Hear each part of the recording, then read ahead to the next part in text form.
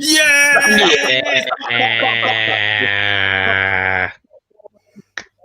I'm an Arsenal fan. I'm joined by Ernest, a Man United fan. We're winning.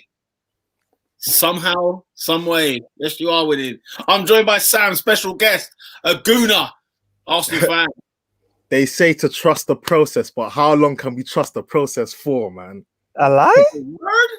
Oh, until the process is done, apparently. I'm joined by Rob, a Manchester United fan.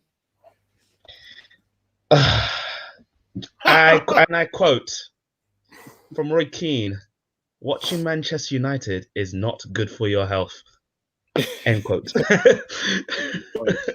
I'm joined by AD, a Liverpool fan. Swear down. Like this for a while, okay. He comes back. I'm joined by Oscar, a Chelsea fan. Stop crying, Frank Lampard. We beat Leeds. Another win, another 3 points. We move on, guys. We're looking good. You're looking Shout out to good. Bielsa. I know the spy gates. Looking good indeed. I tell you what, who's not looking good? Wait. Hold on, Peter. You're joined by one more person. Who am I joined by? I'm joined by David, an Arsenal fan. My apologies, lads. I had to hit the bug for a quick second. Sorry, lads. Sorry, ladies and gentlemen. Oh my days. Sorry. Oh my God. For a heavy sesh, yeah? Bro, I'll tell you what, mate. I'll tell you what else is a heavy load, my friend. Arsenal 2-0 at the lane, at the toilet bowl. Ladies and gentlemen, talk to me, Sam. I hear that you gave us a little insight on what your thoughts are at the minute. Talk to me, brother. Where are you on this process? Are you team or are you not? Listen, yeah, someone asked me the other day, to be fair, someone asked me yesterday after the game, am I Arteta out? And I said, no, I'm Arsenal out. Because literally, bro, like, I'm just sad enough, man. Like, so, for those that don't know, we have a podcast on Reveal Footy as well, yeah? Jumped on there and I was smiling after the game. And the only reason why I was smiling, because I have a coping mechanism now, yeah? They say that it's the hope that kills you. I have no hope, so it can't kill me anymore. That's the way it runs now. You see what I'm saying? I've got no hope. I hear that. Literally, the way I'm looking at it right now is that, you know, the players failed Wenger towards the last years of his reign. They failed Emery. They failed Lumberg in his little short spell. And they're failing Arteta right now. That's what it seems like is happening. There seems to be no passion once again. Everything looks flat once again. And yeah, man, we're doing even worse than we have been doing in the last 5 years. And it's sad to see, to be fair. I don't see how this club is going to move forward, and we're in desperate need of new players, man. Yeah, I was going to ask you, like, where do you see it going from here? But then you just literally summed it up. You just said, you don't even see it going. How long do you trust this process till? It's difficult because obviously when you look at what's been going on, obviously Arteta came in when we were pretty much in a crisis. His first transfer window was during a pandemic, and you know, Arsenal already stubborn when it comes to the transfer window anyways. The board don't like to dish out any money. So the fact that he had to face his first transfer window in a pandemic is looking a bit tight. Okay, we managed to get, you know, Gabriel across the line. We managed to somehow get Partey across the line, who's unfortunately injured now. We'll get into that one later. But yeah. But for me, I feel like I want to give him this January transfer window, and I want to give him, you know, the next summer as well, because I feel like he deserves it. But Arsenal Football Club should not be sitting 15th, 16th in the league. Whether you think Arsenal's a big club or not, that's another debate. But we should not be at this half of the table. People talking about our next games against Brighton and Burnley being our biggest games of the season. Like, that's a joke, man. Do you see what I'm saying? But for me, I don't know. Obviously, the way the game runs right now is that managers are getting sacked within months now, because if you don't pull up results, that's the way it works. I want to trust Arteta and I want to keep him in because I do feel like he's the man for the job, but it's very questionable right now. David, why did we lose on Sunday? Same old crap, bro. Same old. Bellerin. I like how you just start with right back. bro. Like, yesterday I was working in it. Yeah, Westfield was nuts yesterday. I see a pring on my phone. Son has scored 12 minutes. I'm like, okay. Banger.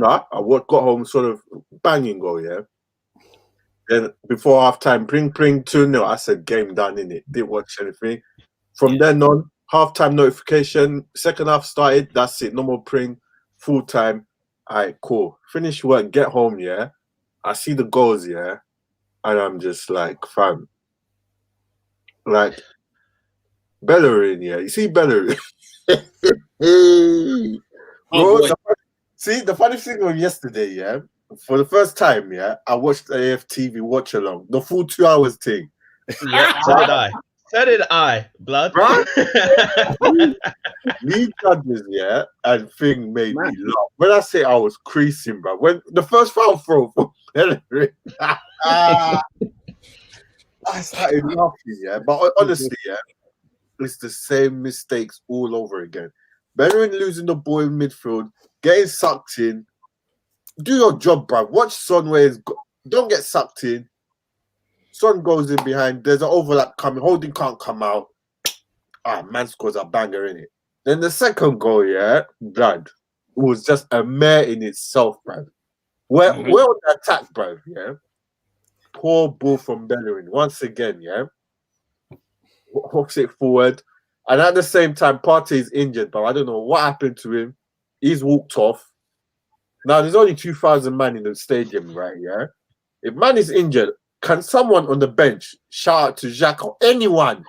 Fam, we got a man down. Man's by the touchline, bro. I'm like, how did it become 5-1-2, bro? 2-0, game done. DT walks off. What told me about the game pretty much?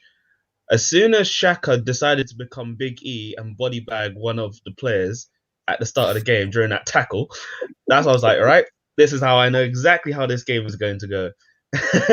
I'm not going to scream Arteta out all that. That's just wrong. The major issue at Arsenal Football Club is the board and the owners, bro. These men have left Arteta out to hang dry.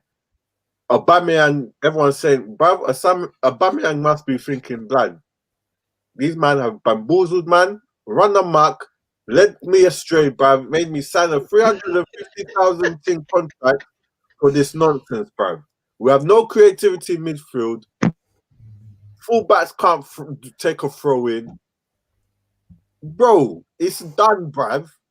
Arsenal Football Club is done out here, guys. And until Kroenke goes, this will remain the same thing. You can get rid of it. Who's going to, bruv? You're not getting an Allegri. We're not getting Pochettino. He's not on a car. Ban that, bruv. No, I think Arsenal is long, bruv. And my issue was, yeah, and this is my problem with Arteta, yeah, and I keep referring to Liverpool. Klopp came in, yeah, and showed us a way he wanted to play football. We saw who the crap was, got rid of Jay Spearing, got rid of Ngo, all them man. Just got rid of all the trash, bro. But you knew how man wanted to play. Guardiola, same thing. I know how to play. Kolarov out of here. What's the other one? What's his name? I forgot his name. Zabaleta out of here. Sagna out of here. Bravo out of here. Just bare man gone. Got rid of Yaya Toure as well, bro. Deadwood. This is how I want to play football. These men are not needed here. Let's go. Man went in, Centurion. And bruv, Arteta was there. Was he not there? He was there. He was there. He was there in the flesh. What's in the box, bruv? Is this what Guardiola taught you, bruv? I'm going to ask you the same question. Is this what you learned from Guardiola, bruv? That crosses thing is interesting, but I got a question for the Arsenal fans. Before I get to it, let me go through some of these comments. Boss like Endo said, "Welcome back, my brother Ernest." He's in the building. He's happy to see you. B Arsenal Goon says, "No smile, Sam. I want to commit suicide every time our team walks out. They are embarrassing us. This whole situation is getting out of hand." That's exactly what David pretty much said. It's getting out of hand. They've hung Arteta out to dry. What do you lot think is the problem? How are you going to remedy your creative issues going into your next run of games, which are seemingly like easier games? But I know you guys have got Burnley coming up. But if they sit back against you, how would you approach that game? And that's great with the players that Arteta has at his disposal. The problem is, like, it's finished, Oscar. It's finished, yeah. And when I gave Arteta that yellow card at home to Leicester City, you lot thought I was on banter, bruv, yeah. And all I'm seeing here, what I've been seeing since that game, is the prediction of where this club was going. It's not. This isn't new to me. This ain't news. What's frightening is that you're actually seeing a team after 10 games, they are 15th in the league. Now, depending if Brighton win on the Monday night tonight against Southampton, we go down to 16th. 16th. We're a minus goal difference, right? We've got how many shot goals we got? We got 10 goals this season. Someone like Son's got 10 himself. So what you're seeing here, and this is the reason why I didn't want Arteta. First of all, you don't want a manager in the first place who's never managed before to manage a club of this stature. You know, under no circumstances. We already knew the plethora of managers I would have selected ahead. But then, even when he was here, he changed my mind at the start of the season, start of his campaign last season, right? And he done well last season. I know we finished 8th. I know it was a horrible ending in terms of the Premier League, but he actually had a good season. The man won an FA Cup. No one was batting an eyelid as an Arsenal fan. It's until he himself has changed. And I don't understand why he's changed, what forced him to change. He didn't lose any players that he didn't want to lose, right? And the minute he selected Socrates and Ozil out of that squad, when you select a player who is highly influential in the dressing room, it matters. If you do not allow him to play in any squad, that matters. They're human beings. Imagine on the Top 4 podcast, right? I say next season, I'm not going to have David in the selection for next season. No matter how the podcast runs after, the morale is still different. There's still an effect. Now, David goes on and runs his own podcast, 100 million subs. Straight in there. The morale at this place right here will be absolutely flat. It will not run the same way. My point is why is he making the decisions he's making? Because if he's saying it's for footballing reasons, he's a liar and he's lying to me. And I've already mentioned this before. This club is renowned for lying at their fans anyway. So when you look at a situation like this where for footballing reasons he's not playing, okay, fine. Well, tell me exactly what made you sign Willian?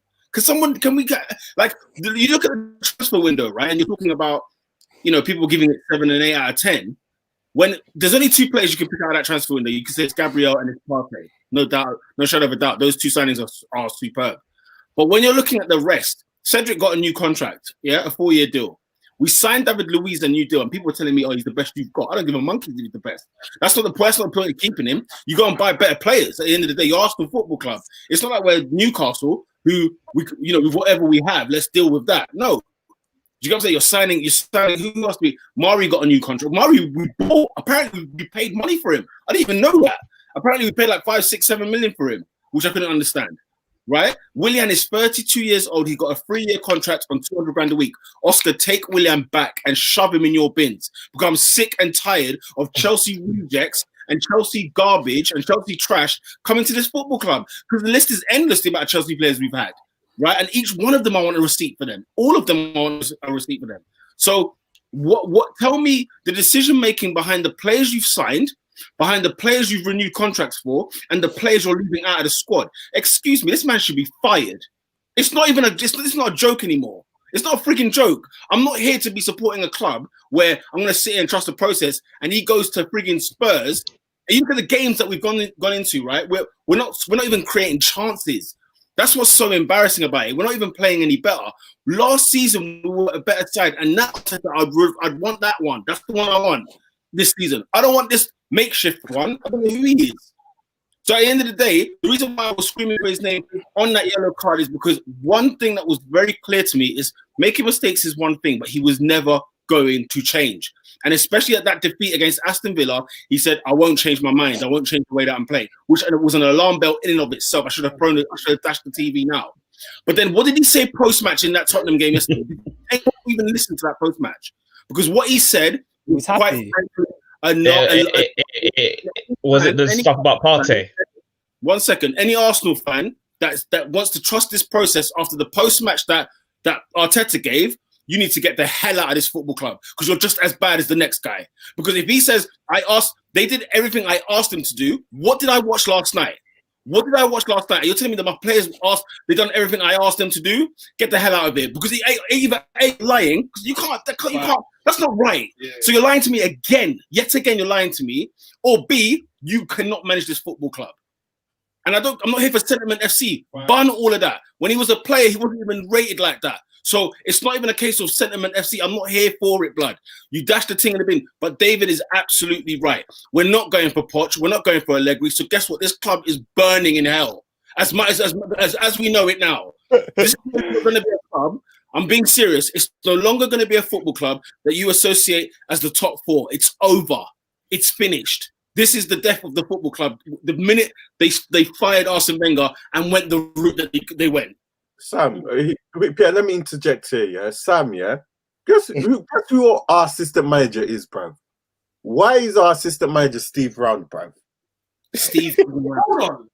David Warren, guy. Yes. Yes, bro! Yeah. Yeah. The guy in Man United that replaced Alex Ferguson, that replaced Mike Phelan, bruv. This is who we've got. And look what happened that season, bruv. Arsenal never. It's even a good point that you bring that up, because I've always had a problem with the way this club has been run from top to bottom. Yeah, Absolutely. if it's a mess at the top, it's going to be a mess at the bottom, 100%. Like, I have to agree with Pete to an extent, because the decision making has been absolutely poor. You leave Ozil out for footballing reasons, but you're giving big contracts to all these old players. It doesn't make any sense. You know, what about all these young players that are fighting to get into the first team, that will put in 110% and work hard for the team? Yeah, we're not giving any opportunities to those guys. We talk about hell end. But if I'm honest, the guys like Willick and Nketiah ain't cutting it for me. What about the other guys in the academy? What about the other guys in the academy? Why are they not getting opportunities? We're lacking so much creativity. You need to take risks now. There's nothing we can lose. The team is whack. Throw an 18-year-old in there. Throw a 19-year-old in there. I want to see something new. If you're not going to play Ozil, do something new. Take risks. We're already in the gutter. So what more can you do to go wrong? Can I ask a question? And wait, hold on. I need to ask Brendan for forgiveness, yeah? Because I was when the out kids, yeah. This guy has covered up so much crap here. We're beginning to see it now, bruv. I thought the ball didn't know jack all, bruv. This was Wenger. Now you move Wenger, and this is what we get, bruv. Absolutely. So But this the is thing is, Wenger's fault. what's funny at the time? No, it's not Wenger's fault. He covered ball. He was Kante covering up the thing, bruv.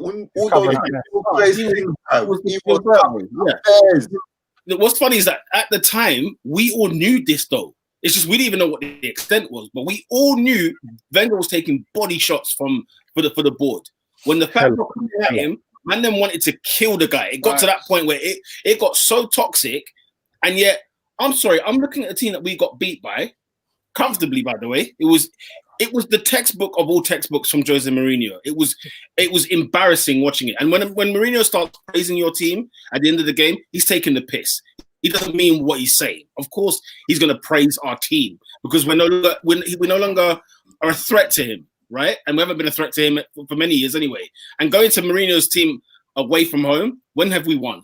When has that happened? It's never happened because he knows Arsenal inside out better than most Arsenal managers. Do you know what I'm saying? Right. Just give it time. They'll make a mistake. We'll score. They had 2 shots on target and they scored 2 goals.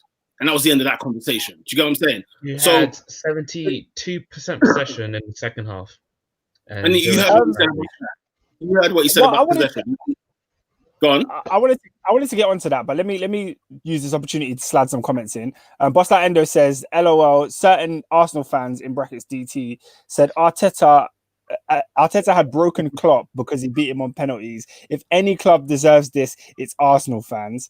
He's also said, stop crying for Ozil when you guys used to rinse him when he played. Can't stand Arsenal fans, a bunch of flip-flops.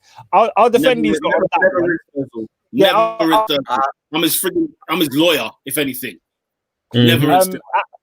Yeah, I'll defend Peter on that. He never used to go at Ozil. He always thought he was the best creative player in the team.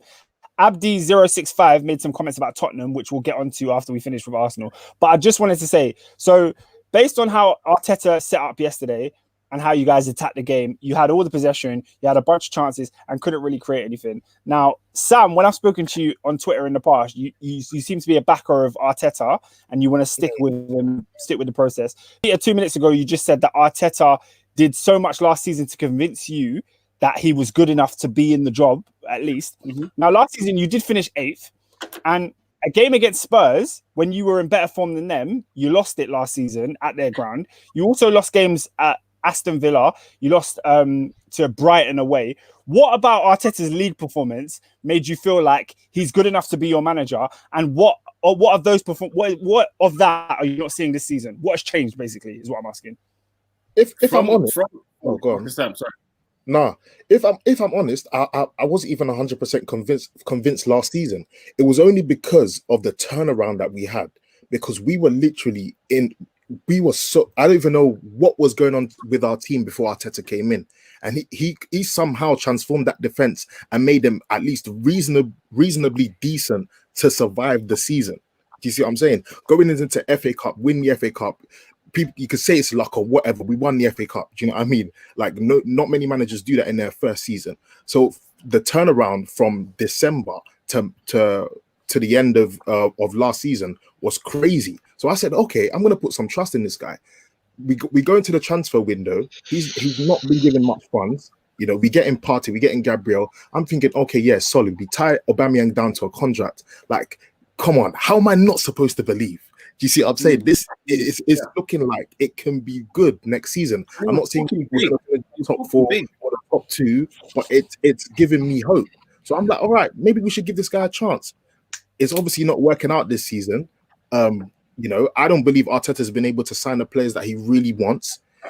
Obviously, you know that one maneuver he was doing towards the end of last season where they'd ping it down to Aubameyang on the left-hand side. He'd whip the ball in.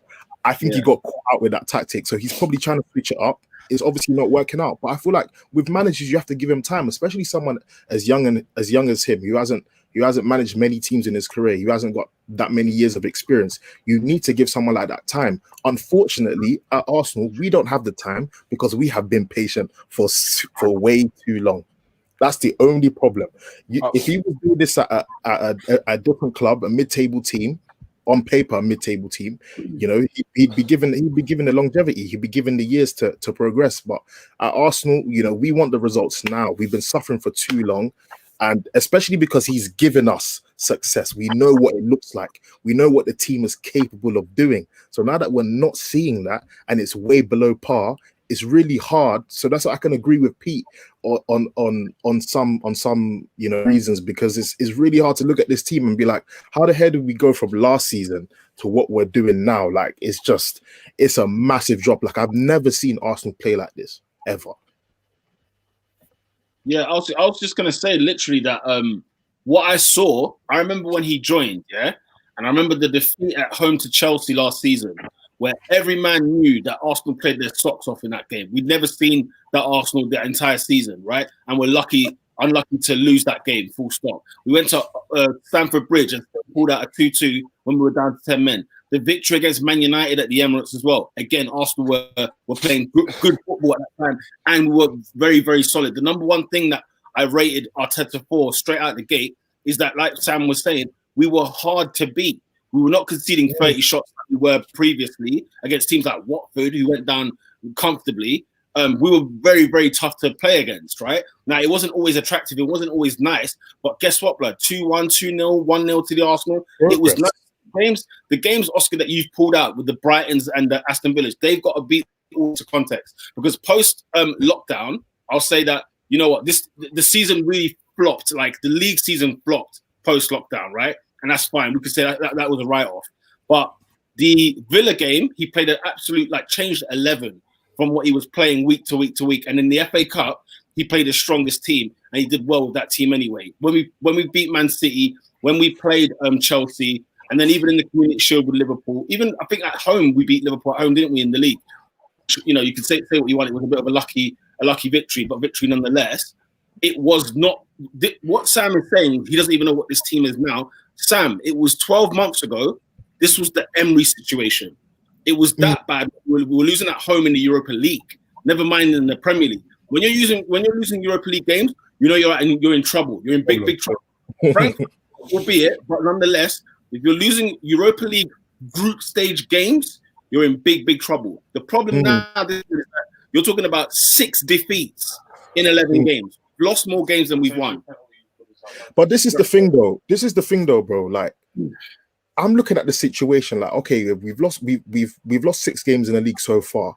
But I'm like I was saying earlier, these are the same set of players that failed Wenger towards the end of his reign, that failed Emery, that are failing Arteta now.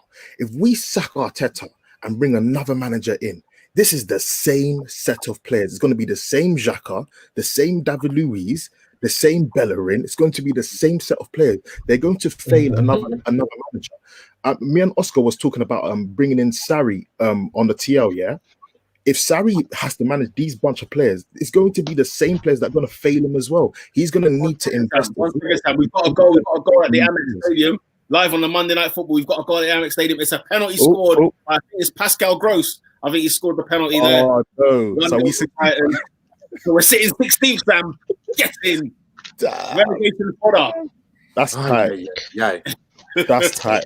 How things can change. That was why I was convinced last season. But you know, what I'm saying is Arteta's got better results with this team in the past. Emery's got better results with this team than what we're seeing now, right? So even a new manager can get better results. It's not to say the players are good, but Arsenal's team is much better than 16th place as it currently is in the league, and that's unacceptable from the manager. He has to be accounted for that. Let's put it that way. But my concern bit more so is he thinks they're doing a good job. That is just how do I forgive? As I said, guys, we need to start again, bruv. Hence why this is not hindsight. Hence why I said last season, fam, we're gonna have to do Liverpool. I think we should sell Aubameyang, bruv. Man's in his 30s. No, honestly, bruv. I'm not gonna sit here 2 years later and then we start mouthing off against Aubameyang. The guy has carried us, bruv. Let my man go win a trophy. Yeah. Start again, bruv. It's gone. It's done. David's been on the Aubameyang thing from time. I've said this from last season, bruv. If you look how long it took to sign the thing, I was like, you know what, guys? Yeah, honestly, the guy's carried us for 3 years. Thank you. Go win a trophy, Champions League. But that's what he deserves, and I think that's what we have to do. Because now I'm not on this, bruv. This is long, bruv. Because right now he's not even in the form to help you guys. Like he's literally. You know what? I don't like that. I don't even like that statement because people are saying Aubameyang's not on form. Blood, are you watching the games, blood? Is he even the ball? Like, yeah, but that's it. I'm not listening to you. I'm just saying he's not in form because we're not even seeing him miss chances to even say he's not even in form. We're not even seeing it. Do you know ones? So for all we know, if he gets 5 shots in the next 5 games, he might have 5 goals. That's the scary thing about him. He has no shots, at all. No. I don't know a kick, blood, he is having in the last 10 games. I barely remember. He had a good chance one-on-one with Alderweireld, similar position to where he scored in the FA Cup final. He just didn't cut it on his right foot. He shot on his left, and it was just like, oh, why did you do that? Some of the comments are coming in. Abdi065 said Arsenal are boring now. I can't be asked to battle them anymore. It's literally Groundhog Day. How many times have we seen this before? He says Bruno Fernandes has more goals in the system, the whole Arsenal team combined. Jeez, that's damning evidence right there.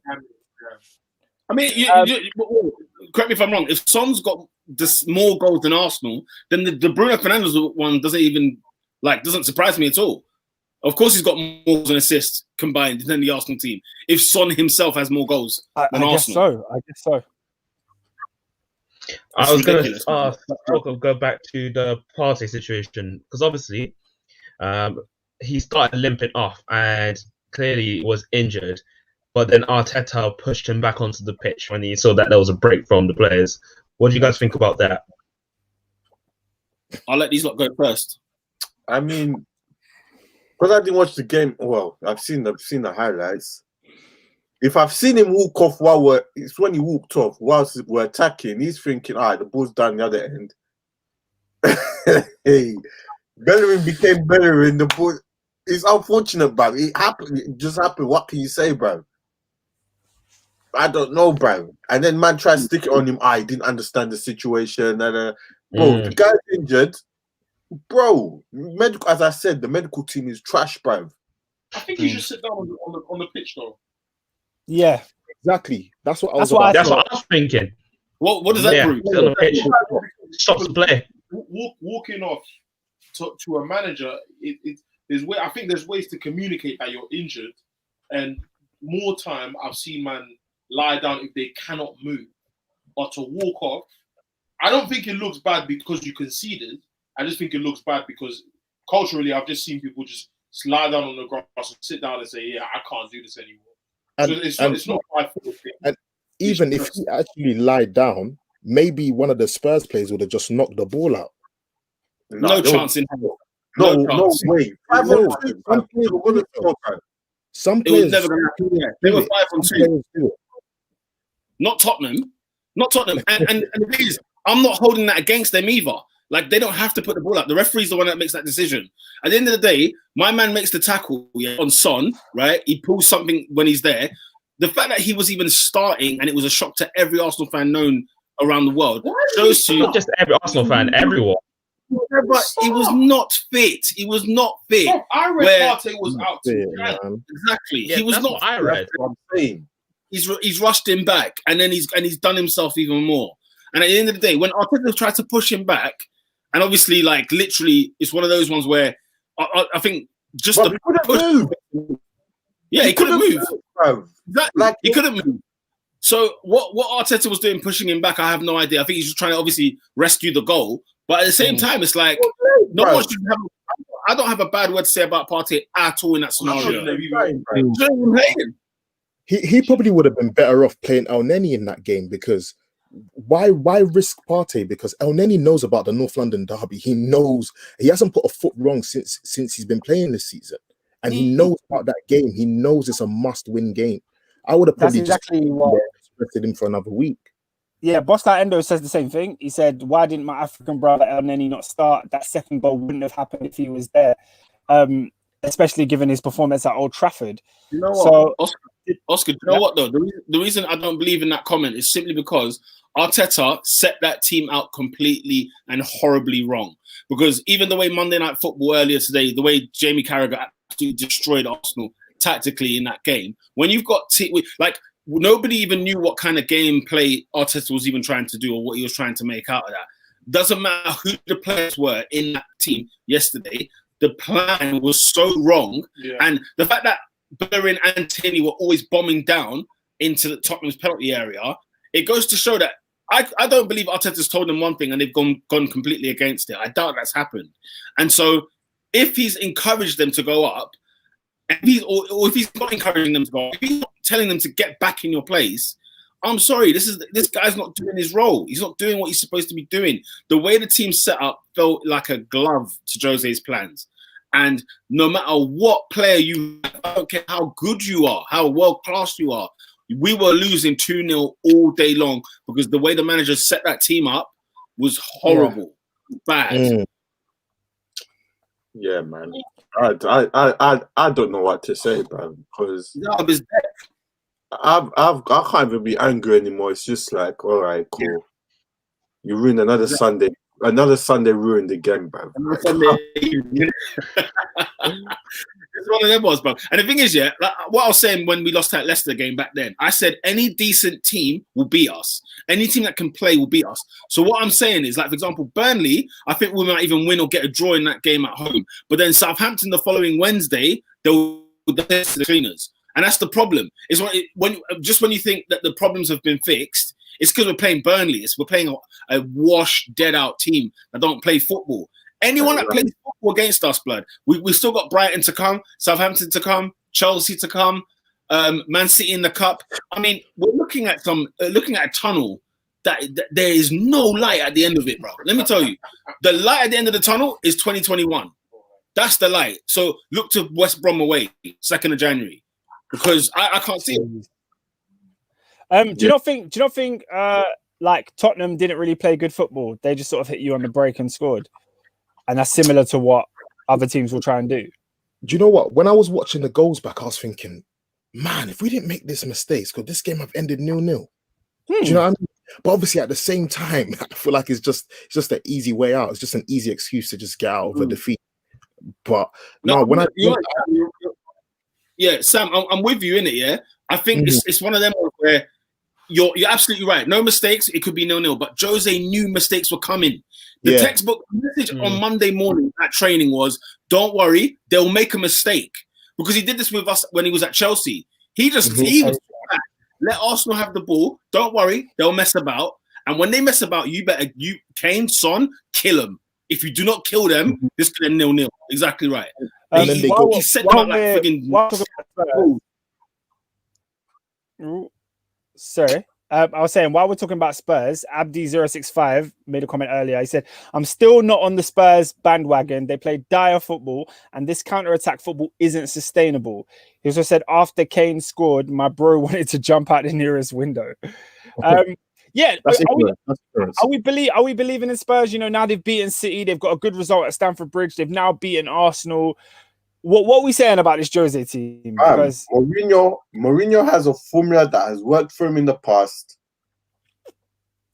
It might work again this season. Who knows, bro? We'll see in it. But that makes me fear. I do not want anyone else can win the league. If Tottenham win the league, fam.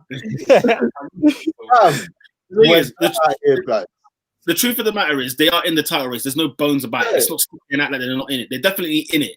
But at what point do we turn around and say, let's take Tottenham seriously? Because I remember before their big games, what was said on this podcast was, well, they haven't really even played anyone yet. I'm going to throw them in there. But look, they're going through the acid test and they haven't lost. Do you know what? Have they got Liverpool next? Did I read correctly that they're at Anfield next week? Or I don't think it's their next game. I think it's the one after. Is it the one after? So, and the truth is, nobody's expecting Spurs to beat Liverpool anyway. And even if Spurs lose to Liverpool, I think they've already passed the test. Because to win against Man City, to win against Man United, to win against Arsenal, and draw with Chelsea, I'm sorry, they've passed the test. So they passed the test to be in the title race. Not that they're going to win the league, because I don't think they will, because the quality around like Liverpool, Man City, the Chelsea even, the quality is too much. Jose will get the best out of what he's got, but that could just be fourth place. Hey, bro, listen, I feel the same way. I don't think they have like what it takes. But I was one of the people that said they hadn't faced anyone. Now that they've gone on this run where they've beat 3 big teams, facing Liverpool soon, we will see. Abdi065 says, that Spurs team is bang average on paper. Sissoko, Dyer, Sanchez, Davies, Aurier, Bergwijn. These ain't title winning players. They will finish 4th below the mighty Manchester United. Remember this. Yeah, but remember what we said about Leicester. That won the league is bang average on paper. Games don't win. Games, you don't win the title on paper. You don't even be in the title on paper. Forget paper. What's the form? You know what I'm saying? What are they doing now? Exactly. I think the only negative thing you can actually say about Tottenham right now is the fact that we've seen Tottenham do this before and they've crumbled. Sure. So we're probably expecting it to happen again. Sam saying that though. Hang on, Sam saying that though. The last time they were top of the league was under AVB in 2014. So have they really done this before? Maybe not top of the league, but we've seen them hit form. We've seen them hit top form. Yeah. Sure. We've had this conversation. We've had that. Are they in the title race before? We've had that conversation.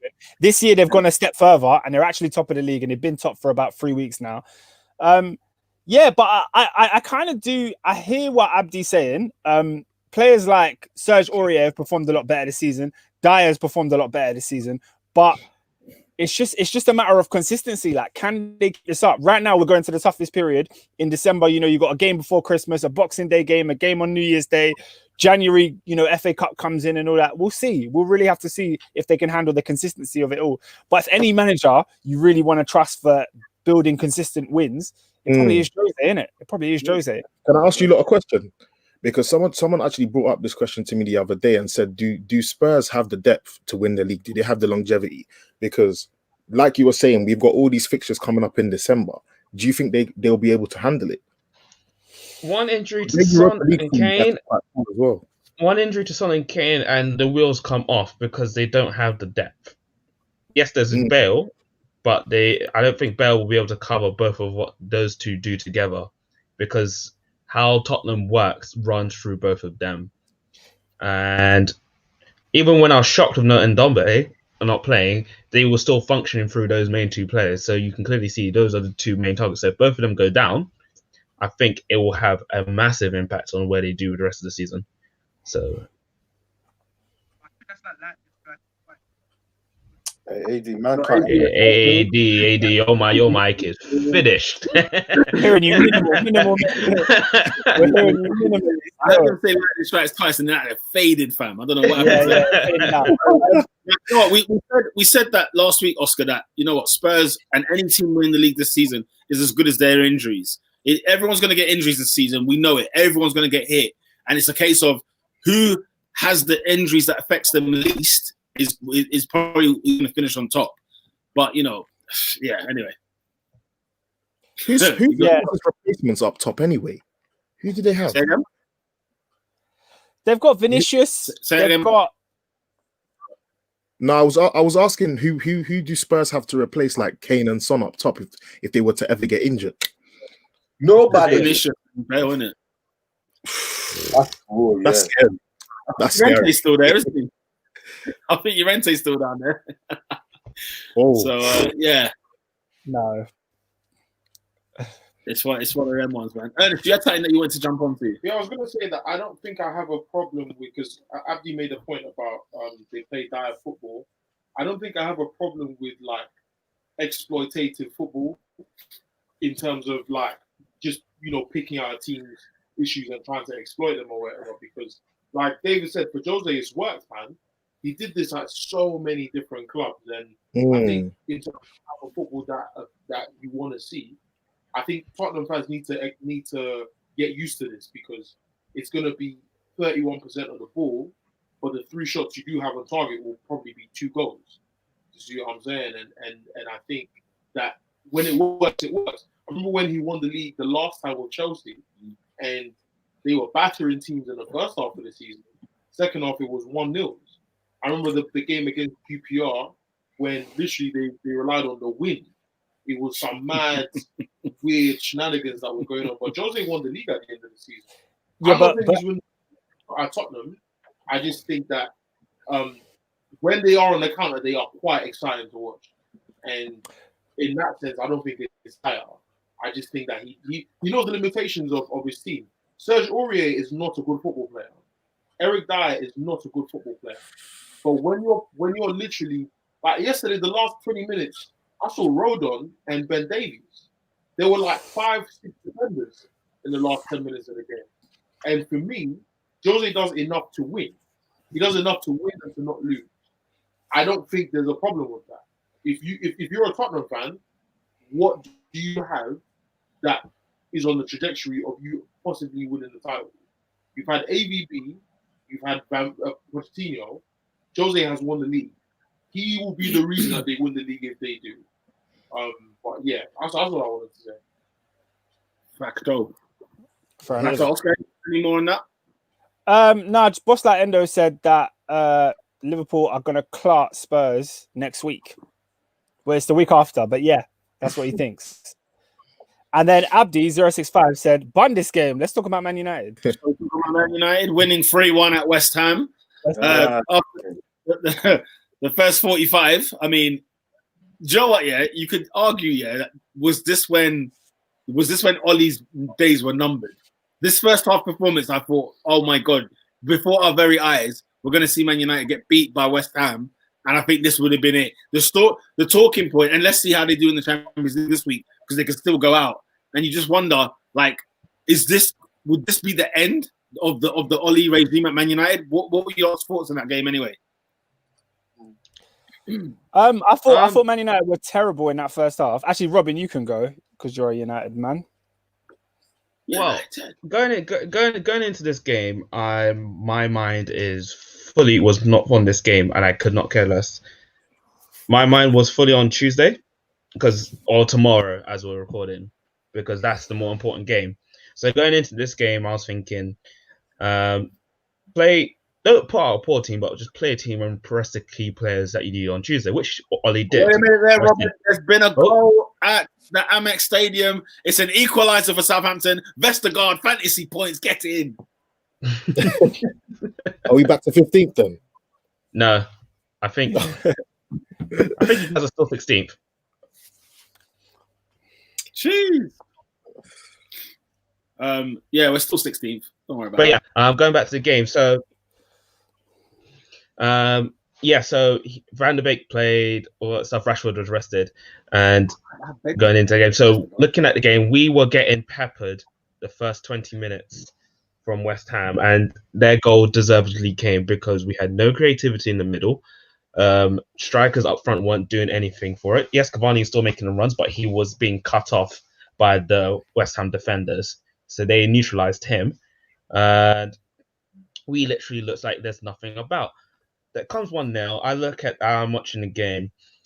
I'm thinking this is typical Man United, where we are just doing nothing. We offer nothing, and this is the Man United that we know for the last 4 to 5 years. Second half, and I think this was the massive change when he brought Bruno and Rashford reported. I think this showed to be Bruno's best game that he's done. He was absolutely fantastic with the creativity, getting everyone in and getting those goals back. Paul Pogba had an absolute gorgeous goal. Yes, controversial at the time because no one knew if the ball was out or not.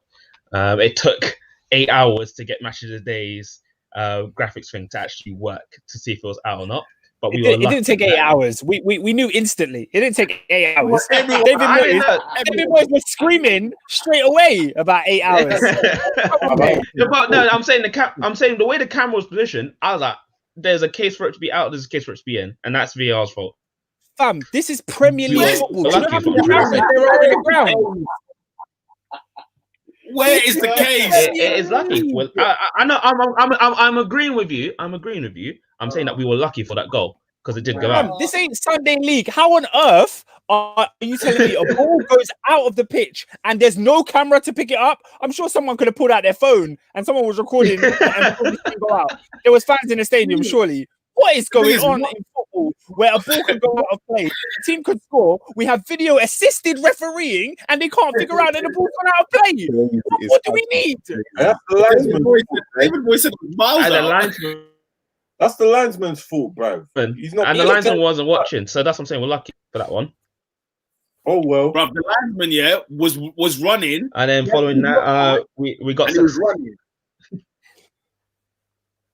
But them man, they paid Man United, bro. I'm telling you, Man United paid an envelope. That's what I'm saying. There was a fee. And then following that, Greenwood and Rashford did their thing, and we were much better. And it just shows to show that, listen, without Bruno, this team struggles. He's our most creative player and our most enduring engine. And he actually tries anything to do that thing to work. So going into Tuesday, we've got no Cavani, we've got no Martial, so it's a Rashford, Greenwood up front with Bruno behind, possibly Mata, because Mata also had a good 45 as well. But you're not qualified already, man. I literally said, nah, we need a draw huge game. Or a win. Huge game. It's a huge game tomorrow. So and I literally from last Wednesday, I have been thinking nothing about Leipzig tomorrow. I couldn't care less about West Ham. So. Yeah, you said it on the pod last week. You said it on the pod. Abdi065 says, I told you, man, this squad is talented. Pogba and Donny van der Beek and Bruni and Rashi out. Depth. I told you, man, about Mata, and you all laughed at me. However, tomorrow is make or break. To be fair, he did say Mata, and we clowned him for saying Mata last week, but Mata got the assist. Hey, Mata, please, come sign over, bro. Hey, Robin, sell us Mata, man.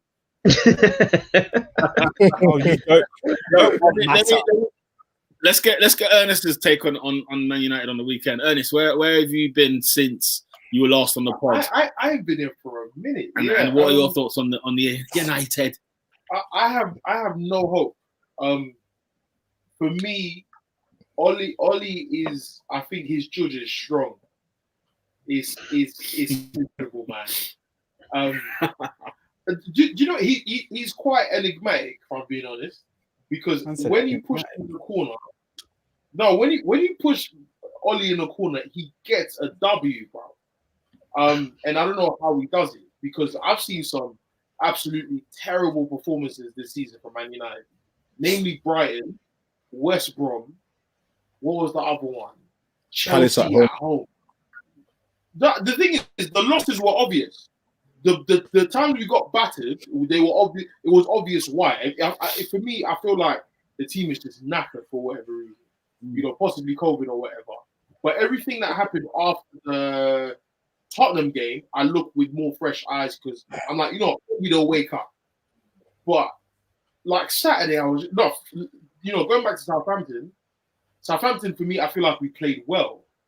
My issue is that it seems like they wake up when they concede, and it's not when they don't have their best foot forward from the beginning, and that it kind of annoys me still. What happened against West Ham? West Ham, we were terrible in the first 20. Like we weren't bad. We weren't horrible in the first 45, but the first 20 minutes, I saw people misplace passes like they were paid to do it, and I was like, "What is going on here?" West Ham's midfield just woke up, and all of a sudden we were just conceding bad chances. Then the goal came in, and it was like, "Yeah, this was coming." The chance that Haller missed for me was the game changer. After Wan-Bissaka did the last dish clearance, I've forgotten which one came first. But when Haller missed, I thought this guy's dead. He's terrible. He's bad. And then I think second half, Ollie took off Donny, and I think Donny was struggling. I think he struggles with teams that have like construction builders as midfielders. When it's passing on the ground time, Donny's awake. Yeah. For me, he's a better version of Ander Herrera, a bit more slow. You know, in Dutch football, there is no Burnley or Stoke. No, they are all every team in the Eredivisie is the same, but they're all Ajax. So they're used to. Maybe the only difference was like final from a couple years ago. I don't think they gave us a headache in the Champions League final. But for me, Ajax is a team that they play velvet football, all in the cushion. But when you go to places like West Ham away, and they had their fans in the ground as well, so it added that bit of excitement, a bit of atmosphere as well. But then you take off Donny. I've forgotten who else you took off. Cavani, yeah, Cavani was struggling. Then Bruno. The thing is, I hate the fact that we can't win the game without Bruno. Like I hate that because Bruno is another one whose judge is strong. A man told me against Southampton he had 48% pass completion. Like that is terrible. Man, like Boss like Endo said, Ernie, do you still not rate Bruno? I'm still waiting for him to dominate a big game. What are your thoughts? And this is where I'm getting to, yeah. Bruno Fernandes is Thanos. You cannot defeat him. You can't defeat him. I've given up. I'm one of them, like, if you can't see him, join him. I'm joining Bruno. I'm team Bruno. Because he does, listen, against Southampton, I was spitting at my TV. The guy was doing back heels to Southampton players. I was like, what's he doing? Missing so many passes, yeah? But the accuracy of when he's in the box, it was Wan-Bissaka to Cavani. Cavani crossed to Bruno, one touch, 2-1, we're in the game. Then the second goal, it was a Lampard assist. Passed the ball to 4 touch, a ricochet of like 4 Southampton players, hit Cavani's head and it went in. I thought, this guy's judge is different. Yeah. He's so different. The West Ham game is the cleanest Bruno performance since Man Utd at Old Trafford. It was the best performance he's had. He came on for like 45 minutes and created the most chances on the pitch. I have nothing to say to him. Because the guy, like, if you're talking about impact, I ain't seen impact since who? Van Persie. I haven't seen this impact in years. Where you can say, when Bruno's on the pitch, something is going to happen. That is guaranteed. That's a guarantee that they're going to see. And for me, that's when it's undeniable. In terms of from a football perspective, he's not easy. He's not nice on the eye. really attract me, though. But the things he does well is he forces the opposition to think about him, and I respect that about him. You see what I'm saying? And so yeah, like we did our thing. I don't care if the ball went out. I do not care at all. In fact, inject it. Inject all the corruption. I want it. Yeah. Because VAR has checked all the mandate this season. So if we're all going to be corrupt and accept dumb refereeing, then let's all take it. I don't care. After Rooney got kicked in the face and his face was bleeding, I stopped caring about referee. I don't care no more. I don't care what they do. Pogba scored an absolute banger. I said this, and the thing is, ask Adrian. 2 seconds before he scored, I said to him, if we could get a confident Pogba for the rest of the season, our season changes, in my opinion. So, I mean, this season, Mino Raiola's been talking about Pogba's out. He's actually come out and said today that his days are numbered at Man United. He wants to leave. Put all that to the side. I think that if Pogba was to play the old Pogba, the Pogba before the Chelsea 4-0, if we could get that guy back, our team's different. That's a long time ago, bro. It is. It's a long time ago. Remember, you have to apply context. We beat Chelsea 4-0. Pogba went out for 6 months. Then he came back against Tottenham was late in the second half and got the penalty for us from Eric Dyer. Then he played a couple of games. Then it was COVID was after because it was the Southampton game last season at Old Trafford was the beginning of the end for me. That's when I said Pogba, like he has a good 90 minutes from Southampton last season till now.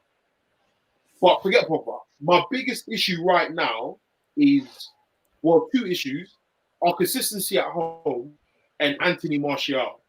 I really am worried that our top goal scorer last season is not firing.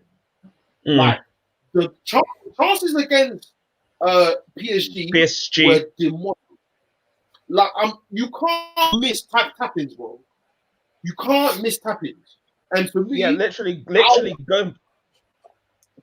Sorry to interrupt, but I was saying, watching that game, we should have won the PSG game, hands down, or even at least draw, because the chances that Martial got, I'm sorry, any of our strikers should be able to put that away.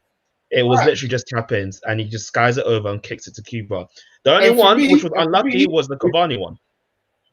And for me, if it was Lukaku, I'm cussing it. The chances you shouldn't be missing. Ernest, do you think Man United will go through on Tuesday? No.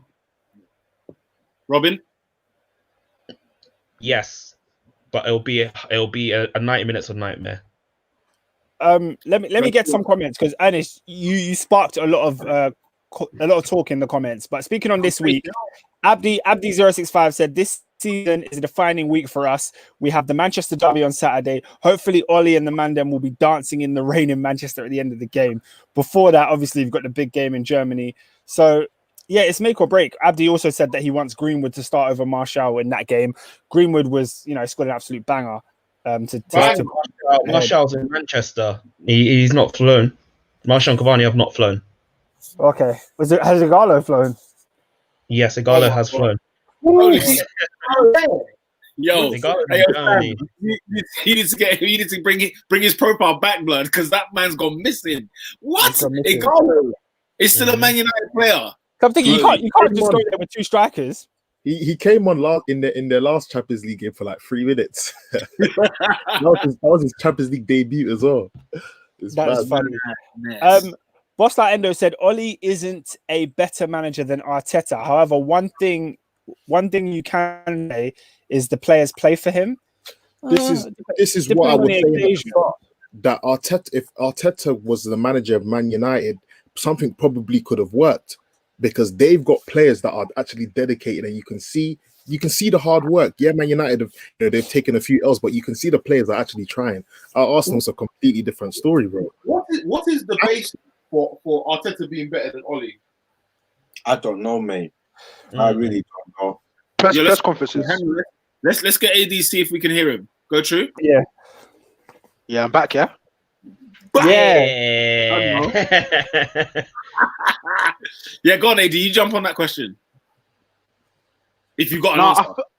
I feel like someone like Solskjaer gets, in my opinion, a unfair rap. I feel like he's done from the time that he started till now. For me, he's shown me enough that he's a decent. He's a C grade student. Yeah. He'll do well in his GCSEs. He'll get a C. Maybe if you put him in a better set, he might be able to get that A. But I think he's done all right. And I think with Arteta, I think it's been lip service because me too. I still believe there's something there. It's not necessarily what I've seen on the pitch, certainly this season, but it's more so there's an intelligence. I have a belief that if Arteta gets these players, he can actually do something at Arsenal. But from what we've seen, manager to manager, you have to put Oli ahead of him at the moment. I think I agree, Adrian. I'd put Oli ahead. And when you look at sort of both of their resumes, Arteta's won the FA Cup, which holds him high. But then you look at Oli's beaten PSG twice. He's got a better head-to-head record than Pep Guardiola. He's got a better head-to-head record with Frank Lampard in Chelsea.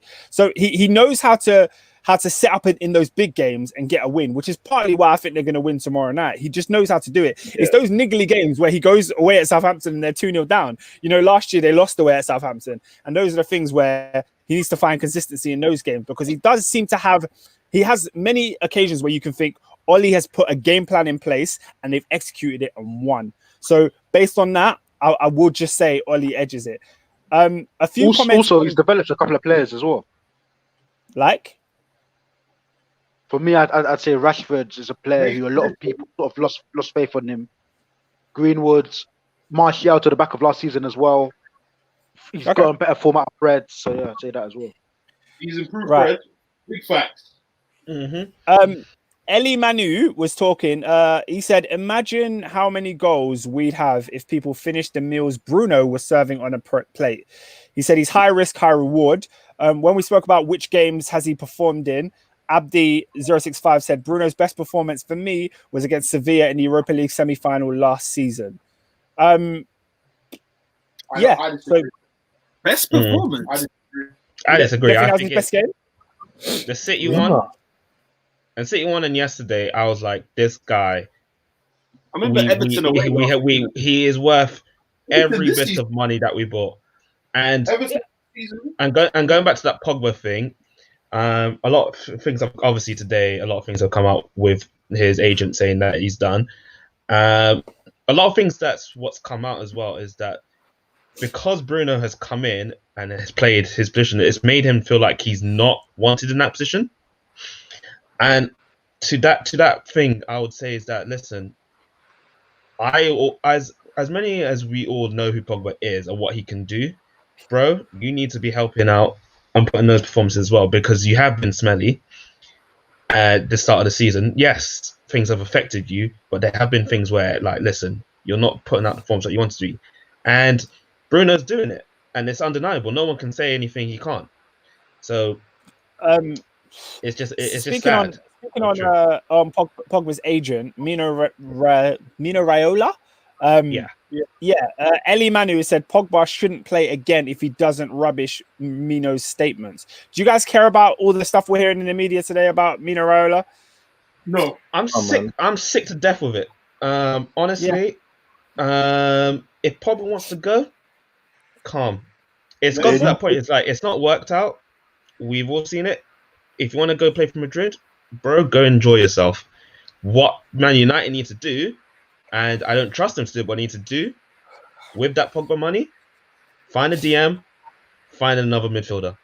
Even the form that Real Madrid's in now, it might even be a big risk in them going for a player like Pogba, who's not really shown that his quality in the past few seasons. For real.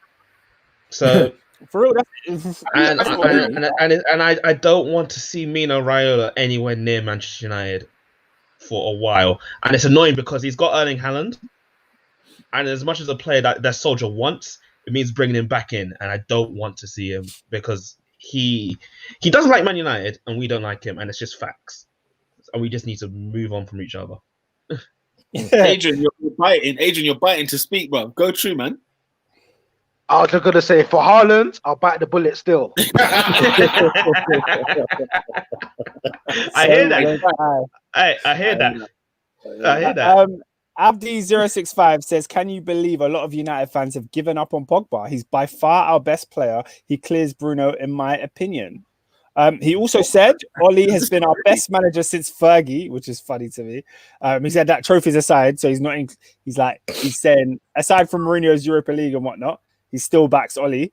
And then he also said, on this day last year, we beat City at the Etihad with Martial and Rashford masterclasses.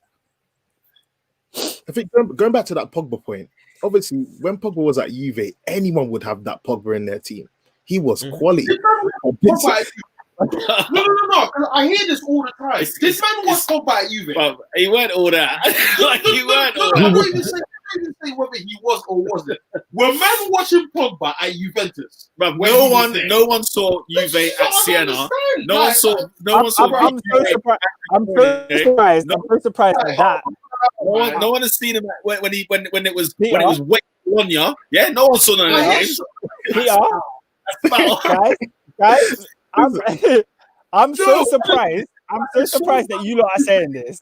Football hipster chat, that I hear when it comes to Pogba. Do you know what it is though? With Pogba though, do you remember like when he would score a goal or do a banging assist? It went viral, innit? It was one of them ones. You saw bare Pogba stuff on the TL, yeah. At the same time, yeah. Personally, you know that how Pogba plays for France, right? Yeah. I feel like Pogba did play like that with Juve, but it wasn't like oh my god, world class. It wasn't like oh my god, amazing. Which is why when the 80 million, whatever was the 89 million, the 90 million price tag went on him. That was why that question was flagged in the first place. Because it's like for example, let me think of a player now. Like imagine signing Sancho for 100 million. Not worth it. Do you know what I'm saying? It's not worth it. But Sancho is a good player, just like Pogba was a good player as well, and he still is. It's just that I don't know, man. There's too much going on with Pogba and Man United. It's just messy, isn't it? It's the same scrutiny. It's the same scrutiny that people like Nicolas Pepe came under because you're a midfielder who is costing 70 and above. Yeah. So when a midfielder costs, as much as I disagreed with Graham Souness at the beginning, I understand that if you're not a striker who gets goals, a midfielder is always going to create more scrutiny. Now, forget all of that aside, yeah? I think Pogba is the waviest player we've had in years, yeah? I will defend him. Like I always say, the first 3 seasons he came to Man United, I don't care what none of you say, yeah? He should have had 15 plus assists. Thank you, Abdi. He should have had 15 plus assists in his first season. Who was the op that stopped him from doing that? Zlatan Ibrahimovic. I say this all the time. The second season, it was Romelu. It was let's not discuss Lukaku. Let's not even talk about Lukaku. Yeah, let's not go there. He scored 16 goals in the league in his first season and 12 the season after. Yeah, Pogba was better in those first 3 seasons. Where I cannot defend him is Southampton last season for now. Yeah, that West Ham performance is the best 90 minutes he's had in a long time. You see what I'm saying? But when people talk about what Pogba was at Juve, I'm like, guys, I don't know if I can trust it because I think a lot of it is revisionist. I might be wrong. You guys might have been watching Two-Toe Sport and all them thing there. But I know I wasn't. You know them ones. And I feel like the idea that I think that 2 things have happened. I think the Pogba price tag has been a weight on his back since he came. The other thing is, I think that there is definitely like a profile that man have done for Pogba. He's like 6'4". He's always been regarded as a DM because he's black and he's African. And he's not. He's not. Hey, what you think black midfielders? He's French. Don't claim him. Man, look at Basuma in Brighton. You don't think attacking midfielder. You don't think number 8. You think because he's black, he's a DM. He's the only black midfielder they have, so he's a DM. The minute Diddy walked into Leicester, he was a DM. Hey, what black? What black silky attacking midfielders are there in football? Question. What is hey. Do you know what is proof of that? You know what's typical proof of that? For Nigeria, Mikel played the attacking midfield. For Chelsea, he was them. That's what I'm saying. Number 10. He played number 10.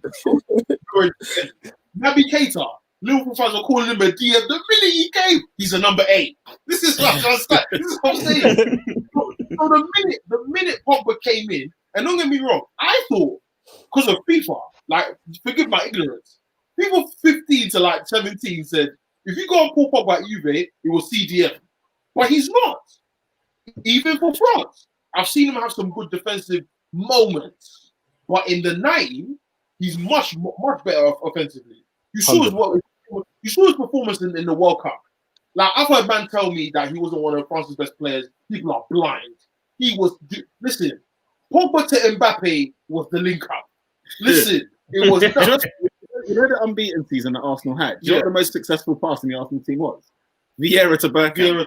Wow. Yeah, wow. It's astonishing because Vieira in your mind is defensive midfield. Yeah, isn't he? Yaya Toure. Got hit with the same stick at Barcelona. He even got played at centre back. This guy had because of Sergio Busquets. This guy at Man City was getting 10 goals, 10 assists a season, bro. That's like, come on. Listen, Paul Pogba is a wavy player. Paul Pogba has had moments I cannot defend him, including the last, how many months. But the black players are getting this treatment. Yeah? I can't believe it. But, like Thomas Partey is a box-to-box midfielder. He's more Vidal than he is like Ndidi. You know what I mean? But man will put him in that box because he's black and he plays in midfield. That's what it is. You see what I'm saying? So my entire point is this. I feel like at some point in time we're going to have a discussion about Pogba's legacy.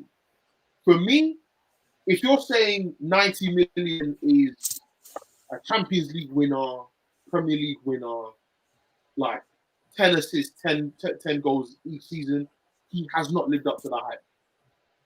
If you're saying quality player for the context of the team he played around, he has been an absolute world beater. He came and Marouane Fellaini playing number 10. No, like guys, our team has been whack. This is the best team Man United have had since Ferguson has left. Yeah, do you agree with that, though? And sorry, just before you go, Adrian, the sad thing is, in the best season, the best team Man United have had, he has been one of the ones that hasn't performed. That's what I'm going to say. God, what you saying? I was going to say, you see that whole Pogba's been a world beater. Do you think that's maybe slightly kind to Pogba? Because there's been many a time like Pogba's not doing the basics, whether it's like a 5-yard pass, whether it's losing the ball in the center circle and the other team going to score down the other end. Like for me, I think Pogba's largely underwhelmed. Sure, there's been times where his quality is shone through and he's evidently been Man United's player, but I think there's also been a load of times where he hasn't quite cut the mustard, or certainly not to his ability anyway. I just think, sorry to interrupt, I just think what Ernest said, plus the arrival of Bruno, has put even more on him, because the whole comparisons, not from only United fans, but from football in general, just seeing how everyone is praising Bruno and all that stuff. People are still attacking Pogba, why are you not like this, what that? All of that has accumulated onto him. So I feel like there's many a factor. Robin, sorry to cut you. The only reason why Bruno is getting more plaudits than him is because no one clocks what Bruno does when he's not creating chances or scoring. I just want, because guys, as a footballer who has been whack, bro. Like, I'm not even gonna lie. Bruno has some poor performances, but his end product saves him. In this league, that's all man want. But ain't that part of football? It's the fact that Pogba doesn't give you the product that Bruno does. So then no. When they both have similar games, one gets more. You know what? I want Robin to finish because there's a lot he wants to say. I don't want to interrupt. There's too much I can say. Because we took away from Adrian, so I want to finish like this.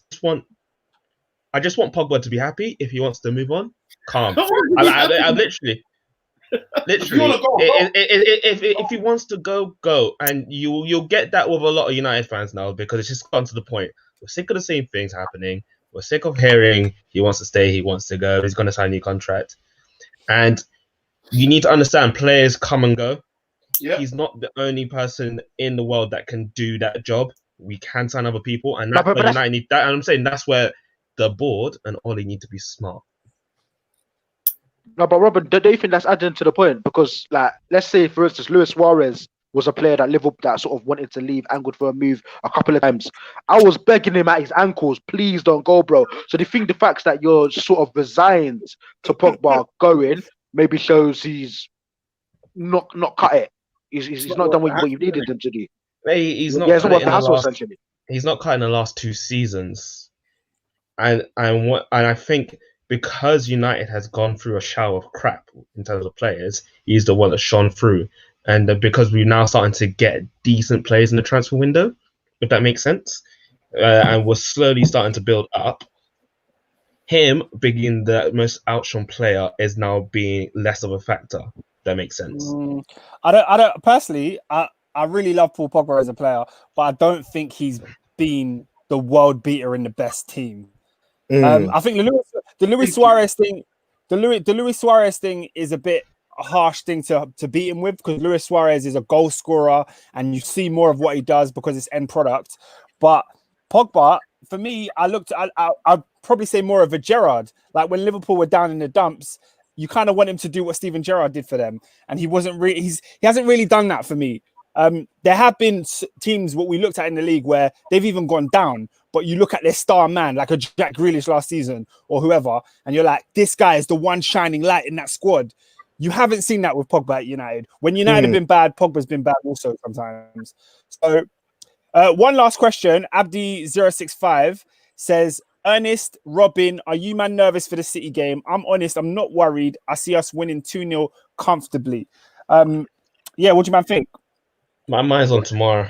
Until tomorrow is done, I can't tell you about City. Y'all need to be careful with City, but them man are waking up still. So no, City are City. City's always going to be Manchester Derby is always going to be Manchester Derby. You don't know what's going to happen. Well, you actually do. It's either City masterclass or some way somehow United doing badness, and then we ask, where has this Man United been all season? Like we have with the last couple of games.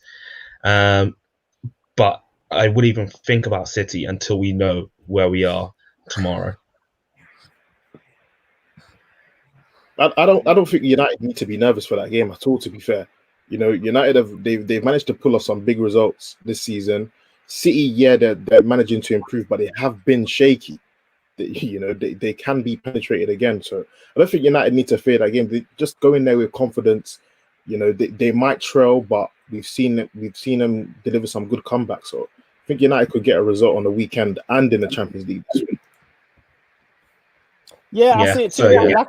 Like I was saying before about Ollie's judge, as they call it. He goes into these big games. He has a plan.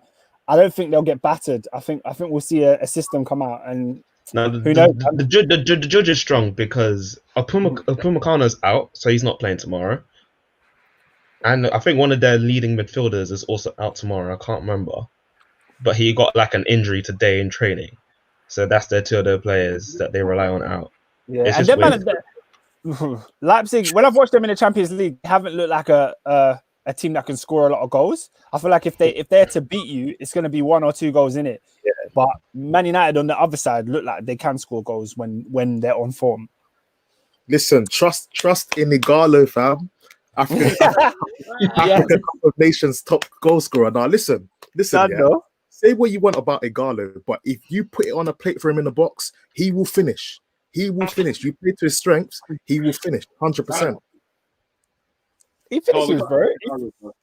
He's a man of God. You can't diss Igalo, bro. You can't diss him, yeah. No. Do you know? Before we finish, do you know what proved me that God has certain people? You know, Fred. He prays every day. Everyone, and their mother knew he should have been sent off against PSG. How he got a yellow? That was crazy. At that point, I was like, God loves this man, but he pushed his luck. In that situation there, I was kind of happy the referee gave a yellow. The only reason why I was unhappy that Fred didn't get a red is because of this Pepe situation the previous week. Yeah. I'm like, I want consistency with these referee decisions. You know, if we're going to start giving yellows because players are just going down easily, then fair enough, let's do that. But don't give a red one week and then another week. This I player think getting a yellow. the only thing why I think he didn't give a red card straight is because the PSG player got into his head first. So like he went up towards and put his head thing, and then Fred just reacted and pushed his head in. You know what? I think, no. I'm not excusing it. I'm not excusing it. I think it's the red. Yeah. I'm saying in the Premier League he's off. Full stop. The consistency would have been there, Sam. It's just that it's in two different competitions. He got away with it. But in the Premier League he would have been gone. Easy. Oscar, can we move on? Yeah, man. I don't understand why. Hold on. Why is the headbutt like? Not them two. Like that's no. I never understand that rule, bro. No idea. Have you ever been headbutted? It's the headbutt. All this business of man moving his head. What is? It's an attack on the player, isn't it? Bro, When it's a lean, coming through. I look at the contact thing. Yeah, I was just like, nah, bro. This is just stupid. I know it's from Arsenal, but fam, it's just dumb, bro. Man, the lean is silly, man. I agree. It's silly. Unless you do it dad, bruv. If you do it, all this thing, nah, man. As a Dan is worthy of a ban. Like, that's a big ban. Oscar, Chelsea 3-1 winners against Leeds United, mate. Yeah, boy. Frankie Lampard. They're marching on, mate. Hey, Frankie Lampard's boys are doing very well indeed. Now, earlier when you were talking about Arsenal, you mentioned how you've got a lot of Chelsea rejects over the years, and none of them seem to have worked out for you great. But I'm telling you, the one Arsenal reject you gave us is in some fine form, isn't he? Olivier Giroud, 4 goals in midweek against Sevilla, perfect hat trick and a penalty just to add on to that. And then in the league, we go and face Leeds. Lampard against Bielsa again. The heated rivalry from the Championship reignites itself, and Lampard, he got the win. Shout out to Leeds. They were a very, very tough opponent. Probably the toughest opponent that we've actually beaten this season, because obviously we haven't won any of the big games that we've played against. But that was a test, and we overcame it. So I was very, very proud of the boys. Good performance. Did any of you lot see the game? Saw the highlights. I didn't think it was a test. I saw the highlights, but that's it. I just wanted Bamford to score for fancy points, but that was it. And he came through. Bamford did score. So had to be done. Had to be done. Yeah, man. But no, it was a great victory. Obviously, Giroud came back into the side. Tammy's been ousted and benched, and then Giroud comes in. He gets the equalising goal after Bamford scored. You know who's sick? Yeah, Ziyech. In the build-up to that goal, yeah, he just stops and plays a little ball into Reece James. Yeah, so, something people don't like. You won't even realize, because obviously you don't get an assist, you don't get a goal for it. You just a pass before the assist. But it was so sick the moment he did it, and then obviously it sets off Chelsea. I'm jealous. The issue that he's quality. Unfortunately, he picked up an injury, so that's the second injury he's had since he's joined us, and it's not even been 3 months.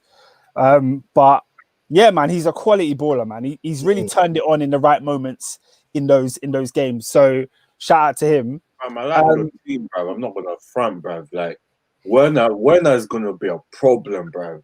He's missed there. Even though he had that mare, I just loved it. I think he's got used to the thing now. He's got his feet now. He's just running that man, bro. Joyce, I smell like a 20-goal season striker coming at Chelsea with Werner, because something tells me like the Germany defeat, I think, is still haunting him from the international break. But my guy's getting chance after chance after chance. As long as Chelsea keep doing it, at some moment, bro, this guy's going to score 30 goals. That's my only gripe. Some of his misses have been huge. Yeah, that's my only gripe with him. The miss on the weekend. Yeah. No, are you a defender? Are you a spy?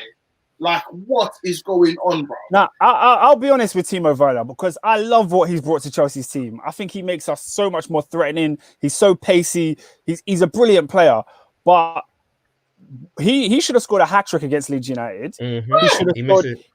He should have scored 2 goals against Rennes in the Champions League, and he should have scored a hat-trick against Newcastle United.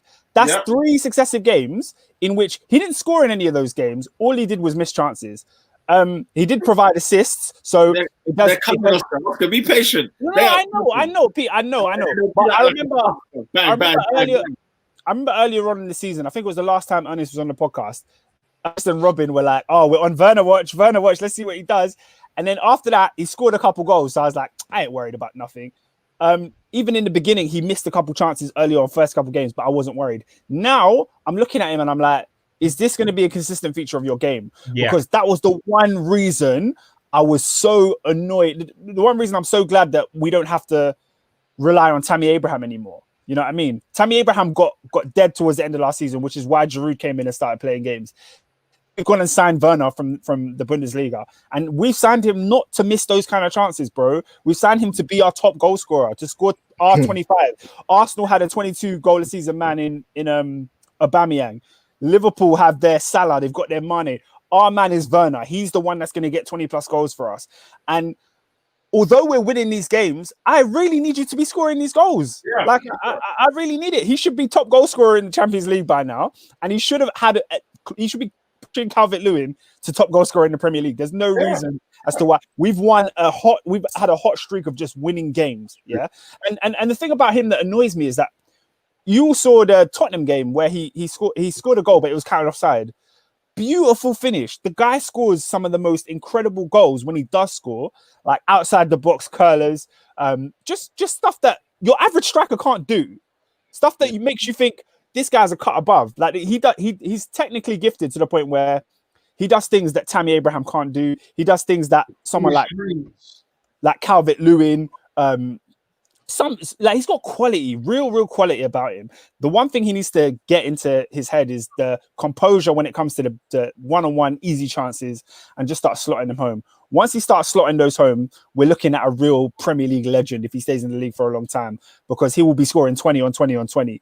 It's just frustrating as the way it's coming. That's my only gripe with him after watching him now, is that he will score you goals and he will give you goals, but he misses more than anyone should for number 9, and it's coming quite a common theme. That's my only gripe with him. Other than that, I think he's a fantastic striker. And don't get me wrong, Oscar. His off the ball movement, his positioning, his eye for a pass is amazing. Like that ball he gave to Pulisic, the run was perfect. The pass was like, he does everything well, because he's the opposite for Tammy for me. Because for Tammy, I'm like, when he's not scoring, I don't know what he's doing. With Timo, I'm like, there's so much off the ball that he offers. He's a fast version of Giroud. You see what I'm saying? Like off the ball, he is amazing. But with the lack of finishing, I'm not saying he's air because he's not finishing. It's just the chance, the quality of the chances that he gets is my issue. It's like the issue for me, it has to be a mindset thing, because he's better than the chances he misses. Right. He's better than that. Right. He's better than that. He scores the more difficult one. I think it's gonna come, and it's gonna be, because he reminds me of when, like, he's not this player, but he reminds me when Thierry Henry came and how many chances he missed early on in his Arsenal career and how long it took him to get going. But you knew when the first one went in, blood, it was about to go down. By the end of the season, he'll still get 20 league goals by the end of the season, because Chelsea 100 chances a game. He'll get there. I was a young boy, but I remember people calling Thierry Henry a flop when he first joined Arsenal. I remember it. Yeah. Couldn't have been, that's probably the worst take I've ever heard in footballing history, because he turned out to be the best player in the league. But aside from Chelsea's attack, Peter, I've got a little question for you. Now, is this the one that you was going to ask me about the other day? I was going to ask it to you the other day, before I saved it for the podcast. Yeah. Now, looking at Chelsea, all of us on this podcast berated Chelsea last season, including me, for conceding so many goals. Yeah, we were terrible defensively. We conceded far too many, and we blamed Lampard for it. Lampard didn't control the set pieces. We conceded hella set pieces, hella chances, hella goals. Rare tear. Moving now on into this season, we started the season with Kepa in goal and Caballero. Yeah. So in the first three games, we had Kepa, Brighton, Liverpool, West Brom, and then also Southampton. Kepa came in. In those 4 games, Chelsea conceded 11 goals in 4 games, yeah? Since then, we've had Mendy come in. Mendy has played 7 league games and conceded 2 goals, yeah? Now, moving on into the Champions League, we've played 5 games in the Champions League. He's conceded 1 goal, and we've had 4 clean sheets. So that's 5 clean sheets in the league, 4 in the Champions League. It is clear as day that somehow, some way, the defense has improved.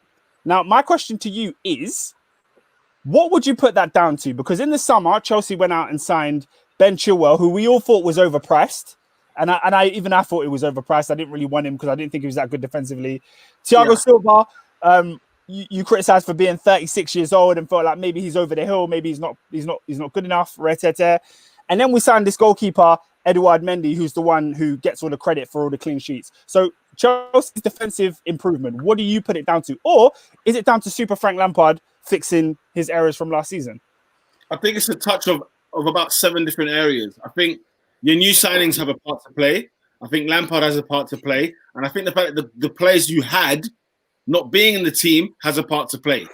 There are many players, many defenders, many goalkeepers that were better than Kepa, that were better than Alonso, that were better than Rudiger, Christensen, you name it.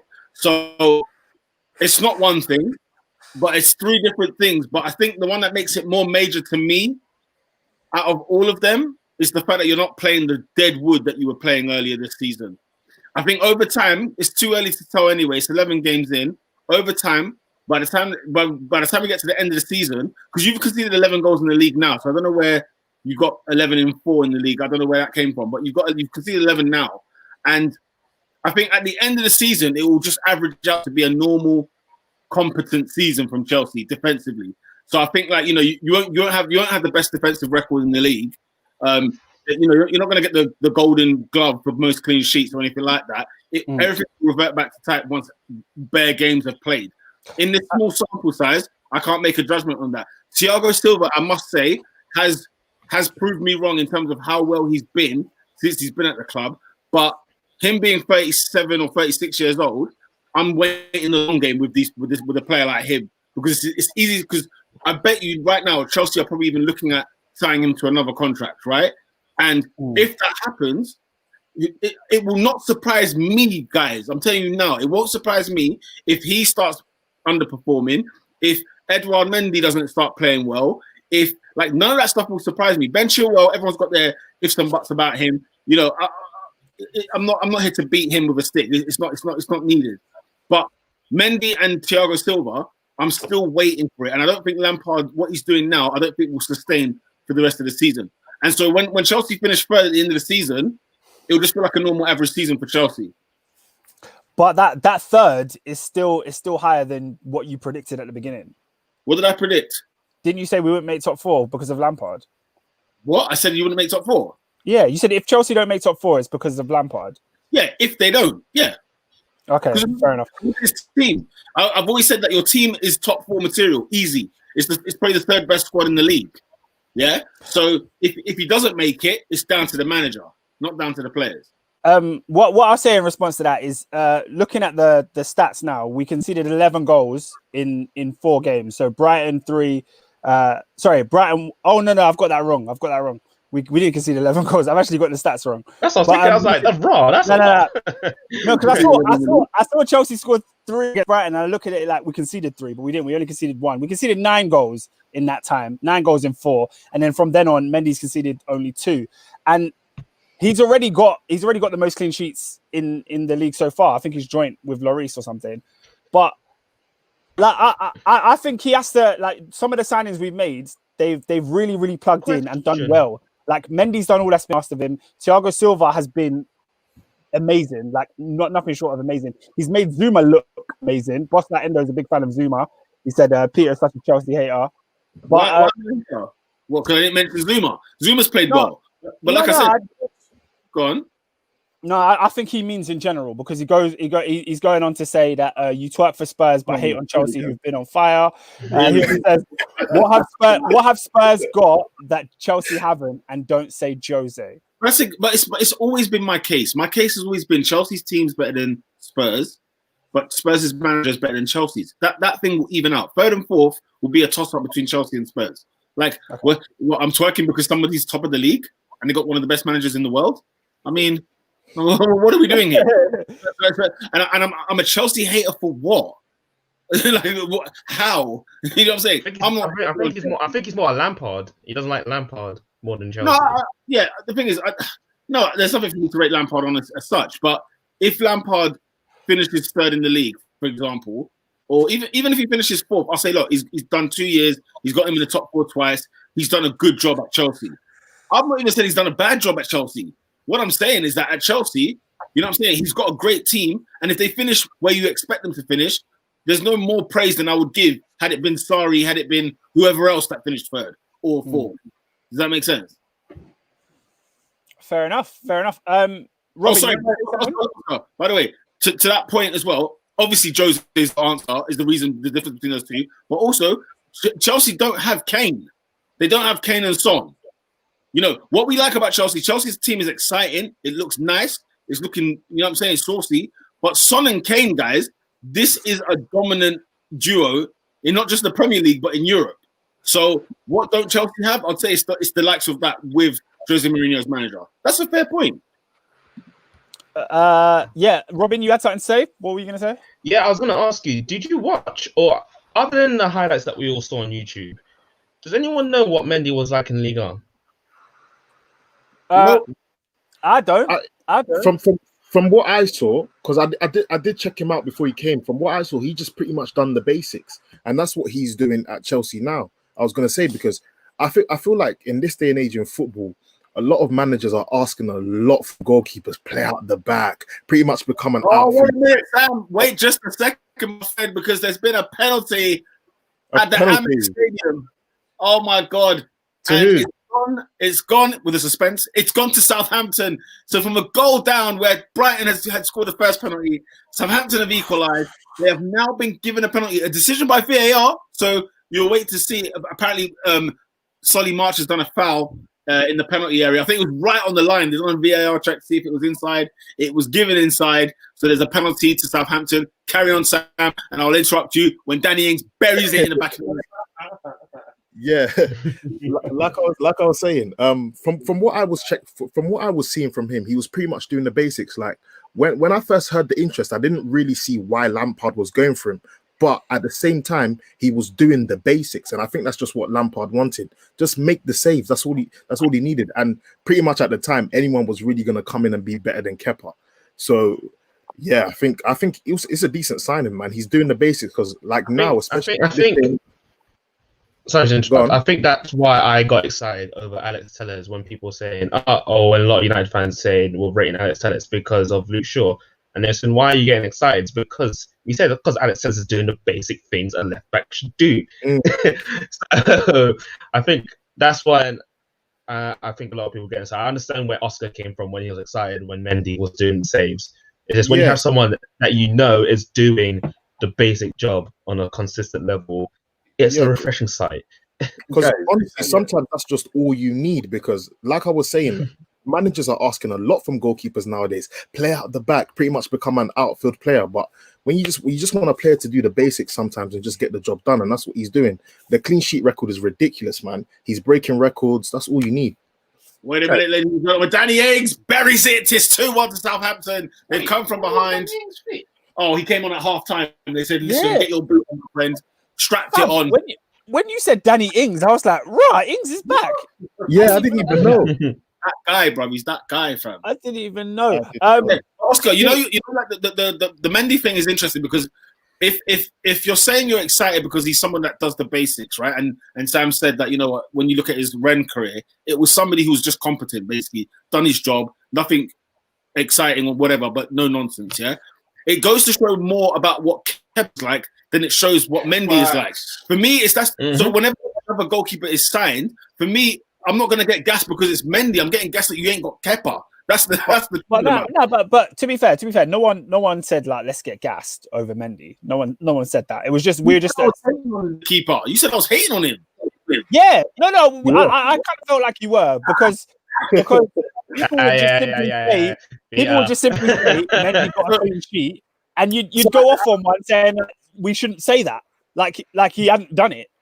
Do you know what my watch is telling me? A full tirade. Give it time, guys. No, PR. No African goalkeeper has given me the feeling. See, there we go again. There we go again. Hold on.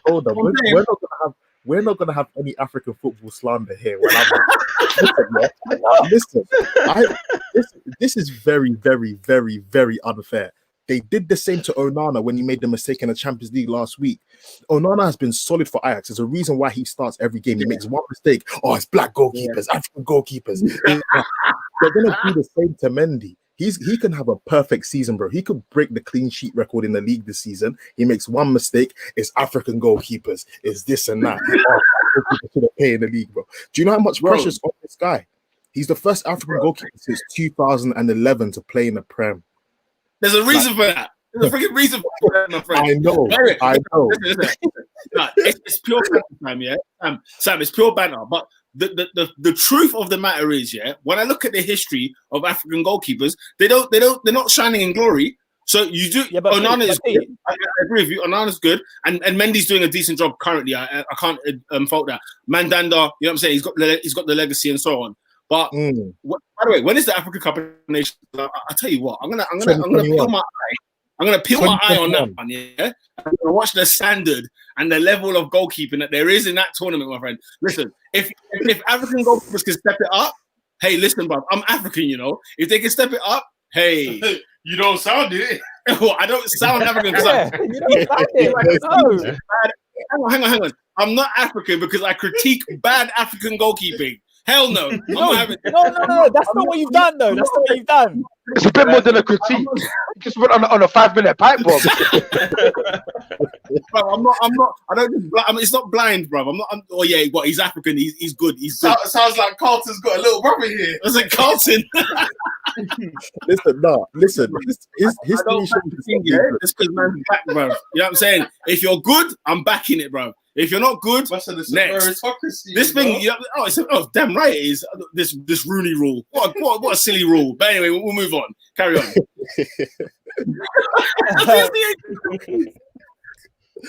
Bro, you're gonna get. I like. Oh my gosh. Yeah. What's that Endo said? Peter is John Barnes' son.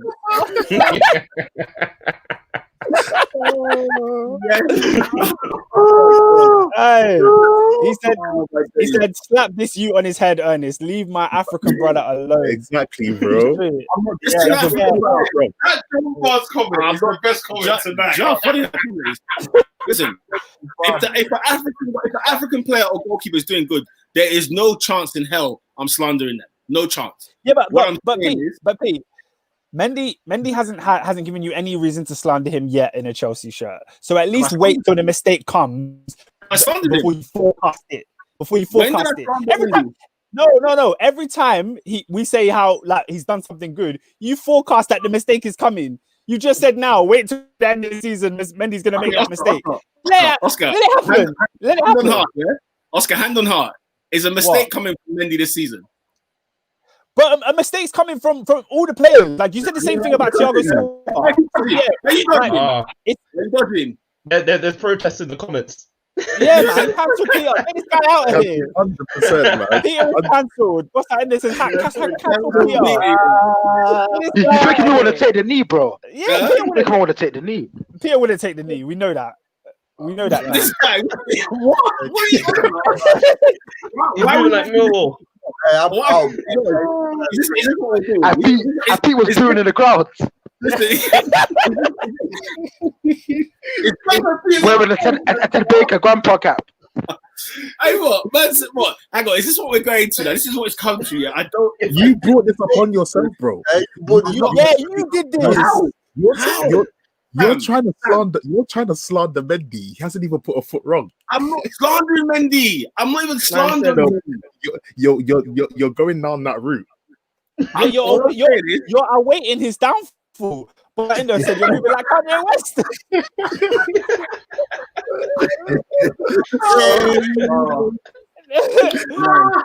Listen.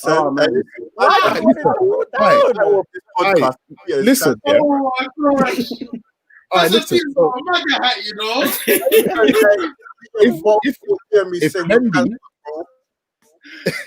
If Mendy makes a mistake this weekend, Pete, are you grilling him? I'm not saying nothing. I'm not saying nothing. You know what? All I said was, all I was saying was Chelsea needed to get a goalkeeper, blood, and they went and started shopping for Mendy, fam. I said, what the heck's going on? And just like any man here, it's nothing to do with him being African. All I've said about African goalkeepers, however, haven't covered themselves in glory. We can't deny this. We can't like they have. Let's not PR. Anything I've said about African goalkeepers, I've not lied about anything I've said about them. You don't slander the motherland. Hear me out. You don't slander the motherland. Man, Abdi065 said Peter probably thinks slavery was a choice. That's true. Hilarious. So basically, I should praise and big up, like say mediocrity because they're African. Should I do that? No. Should I do that? No one said praise and big up. No one said praise and big up. All I'm saying is this, yeah. Just leave it, yeah. Don't say he's gonna make a mistake. Don't criticize him based on all the African goalkeepers and what they've done in the past. I think you're saying at the that time his goalkeeper is destined to make a mistake because everyone else did. Wait. He's not El Habsi, bruv. He's not dead, man. I said El Habsi. If a player is being linked to a club, yeah, and you think, come on, Chelsea, like, what are you doing trying to sign this player? Of course, I don't know the guy. I don't even watch the guy, nothing like that, right? But everybody knew in this room was thinking, raw, why are they going for him? It's a simple question. Why are they going for him?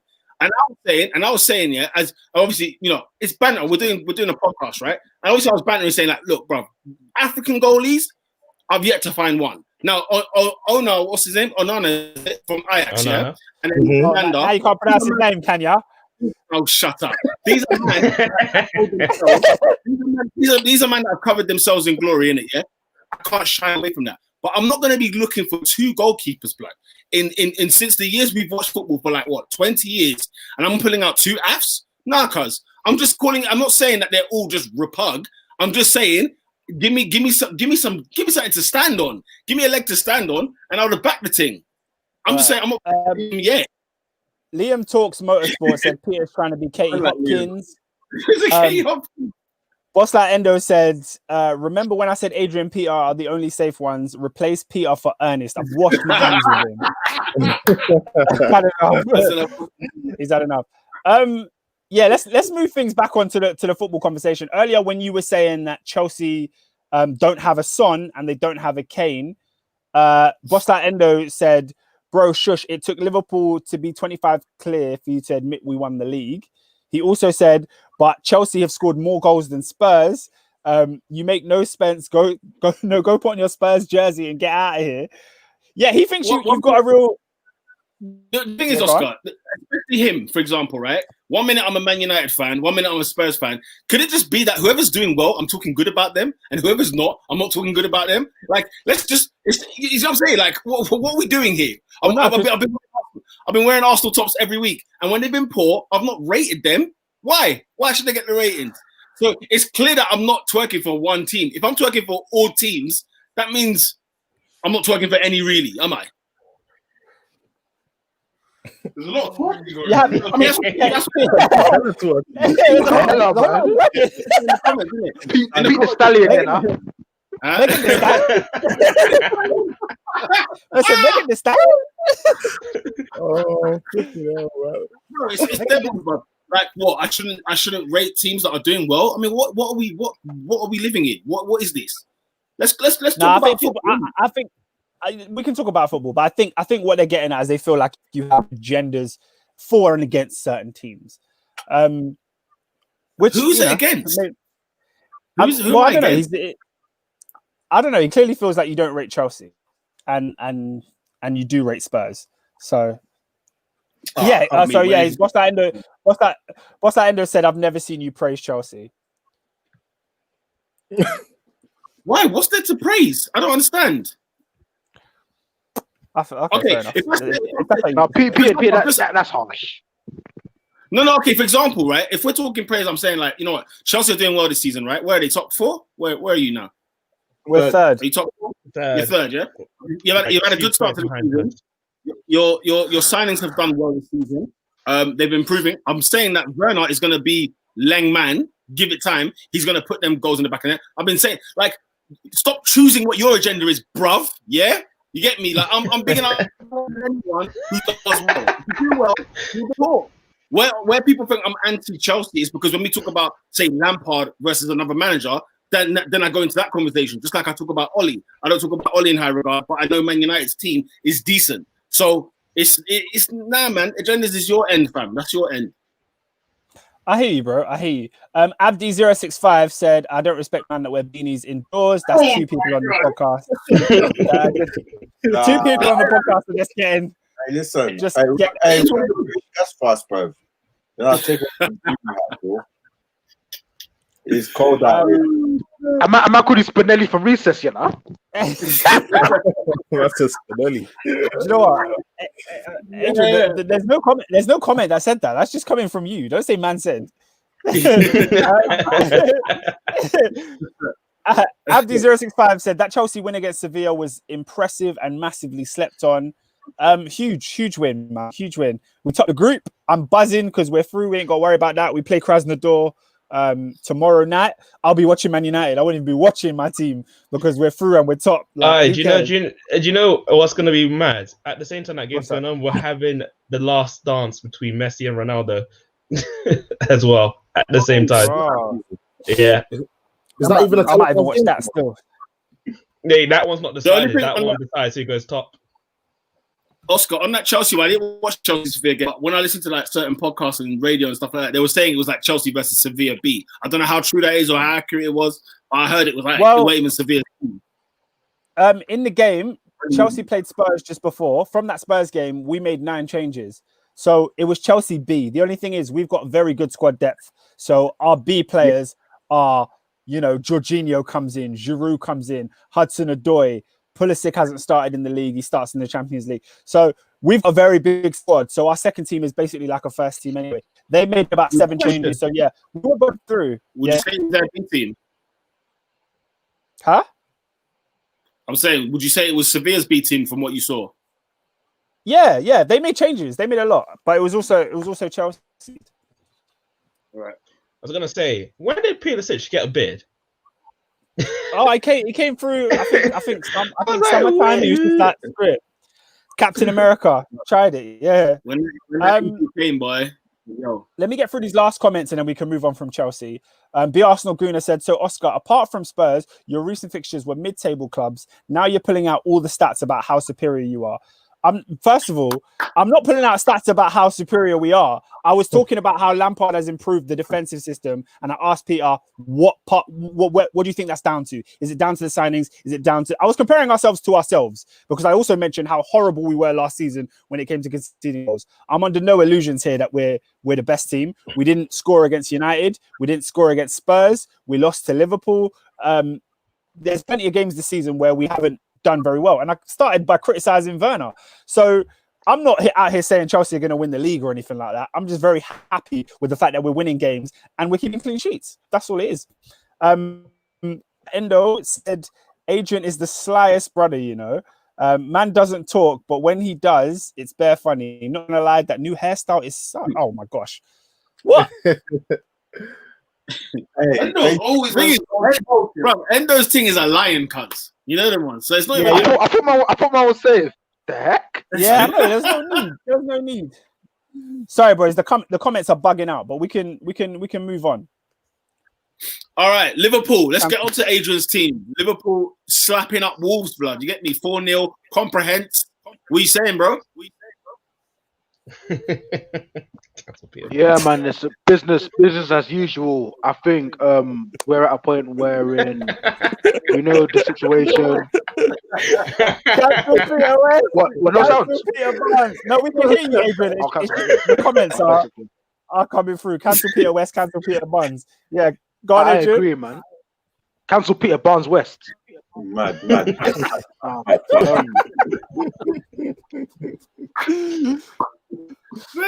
Honestly, I think when we're talking about sort of obviously Oscar's sort of marveled at the squad depth that Chelsea have shown. I think equally Liverpool to be without quite a few essential key players. Some may even go as far as to argue Matip and Fabinho are obviously it's only been 3 or whatever games they played together, but they're looking like one of the best centre back partnerships the league has to offer. Crap league, I know, but it's still an accomplishment. Alisson was out. We brought in Long Kelleher, but I didn't really rate. The first game I ever saw him was the 5-5 against Arsenal in the Carabao Cup. I said this kid is awful. No future. Yeah, conceded all 5. I said, no future. He's going to get released and end up at Swindon Town. Those were great goals against him, though. Remember, each goal, like that Arsenal game, each goal was like mad. Willock scored a dirty goal that game. Oh, yeah. Martinelli scored twice where he controlled it in the 6-yard box, banged it. The Ozil assist to make Lenars. Oh man, it was some ruthless football, man. The goals were cold, bro. But I get what you mean. Carry on, sorry, bro. I get what you mean. That's a fair point, because I sort of made the point earlier in the conversation, and then the person replied to me and said, "Whoa, A, we played our B team, and B, he did actually concede some bangers that game. But I think he got confidence against the Ajax game, and then he pulled off a couple good saves. And not only so there's one save in particular from Martini that was excellent, but it wasn't only the excellent saves that impressed me; it was the basic stuff that he did. Like there was one time he gathered the ball, ball fired across the box, he just gathered it, and I was thinking to myself, "Hang on a minute, is that Alisson in goal?" Because I've got that sense of comfortability that Adrian doesn't give me. So I think we're good there. And there's not much really to talk about, really. I think Andy Robertson has quietly been exceptional this season. Another great performance. I was sort of worried against Adama Traore because he gave him the business last time they played against each other, but he mastered him reasonably well. Traore was like, I've had enough of this. Let me go pester Nico Williams. Williams, to his credit, he's still up well against Traore as well. I think we're in a point now where we literally just need to win. The Spurs game is going to be important. Got to beat and then we'll go from there. But yeah, I think I'm happy. And then the scary thing about Liverpool, we've still got players to come back into the side. So who knows how scary we're going to be looking when Thiago comes back, whenever that will be. That's what's frightening about it, man. It's them ones where, like, you mentioned the players that you got missing there, and then you look at the performances you've had. I think you've only had one defeat. Was the Villa defeat the only one? Albeit beat 7, but that's what makes this. I want Liverpool to lose games because I want to see a good title race. I don't want to see teams dominate a league season, and that's the only reason why I'm like, like Liverpool Spurs, when that happens in the midweek after this weekend, I kind of want to see Spurs win because I don't think they will hold it long term in terms of being up top. But then if Liverpool go and beat Spurs, you're sort of looking at it like, say Man United beat City and then Liverpool beat Spurs, you're like, who's going to catch this team? Who's really going to do it? The competition's over. Not because I like these other teams, but as in just to keep the like, I'm watching Pep Guardiola. I'm thinking, come on, brother, like get some wins under your belt and make a real push for this title race. You're the only hope, really. Like you're like one of the only hopes that can actually make this thing sustainable long term. You just don't want your rivals to win the league. Well, that's why. If you look at the Premier League table, it's still there's still no like gap per se. No. Yeah, it's very close. It's still quite close. I feel like it's too early. Still too early to say that Liverpool's going to run away the league, even though it looks like everything is aligned that Liverpool are going to go and take this way. Still too early. Like, it's 2 points. Well, Tottenham and Liverpool are on the same points. You got Chelsea 2 points behind, Leicester United 5 points behind, and then I can't remember who's 6th, but it's still too early. Like, 2 losses and you can end up 12th. I've got a question. Peter, Kelleher for Liverpool was excellent. He kept 2 clean sheets. What did you think of his performances? I don't know how many shots he had against him. You want to talk about his downfall or nothing? No, I have nothing to say about him. Fair enough.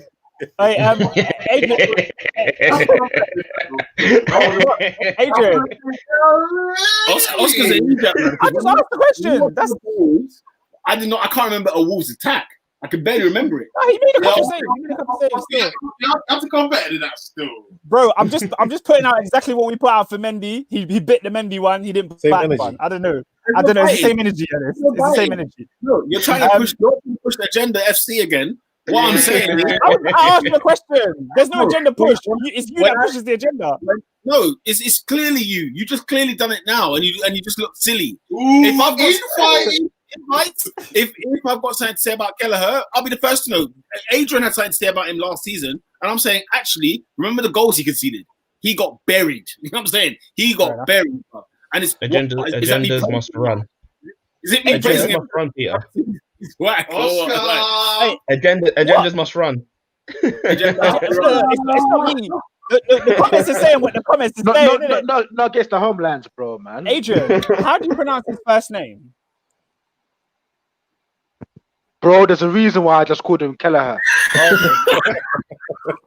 I think it's Kamin, like came on. Bro, I couldn't tell you. Fair enough. You know what? Like, there's some names, like even like some Irish names, where it looks like as it seems, and then it's. Have you seen the name spelling of Neve? Blood. I know Neve. It's Niamh. I know, like what? Like, what do you mean? So Niam, obviously, first off out the gate, I called her Niam. I got laughed out of town, bro, and it was like, how is that Neve, fam? Do you know what I'm saying? Even Siobhan is baffling. I don't even know how that's. Yeah, you get me. So I wouldn't even attempt that, Adrian, because you might get cancelled for that still.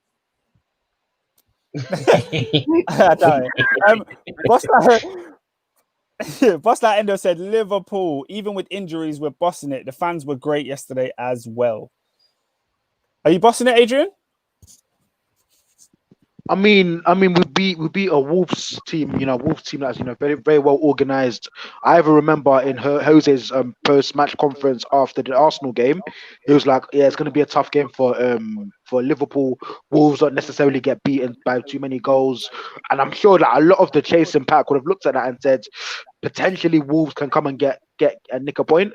But I think definitely the crowd helped. There was a period in sort of in the opening, literally opening 3 seconds, where the press just felt different. It felt just that extra percentage of intensity. For me, he may have not scored, but I think Firmino was a lot better as well.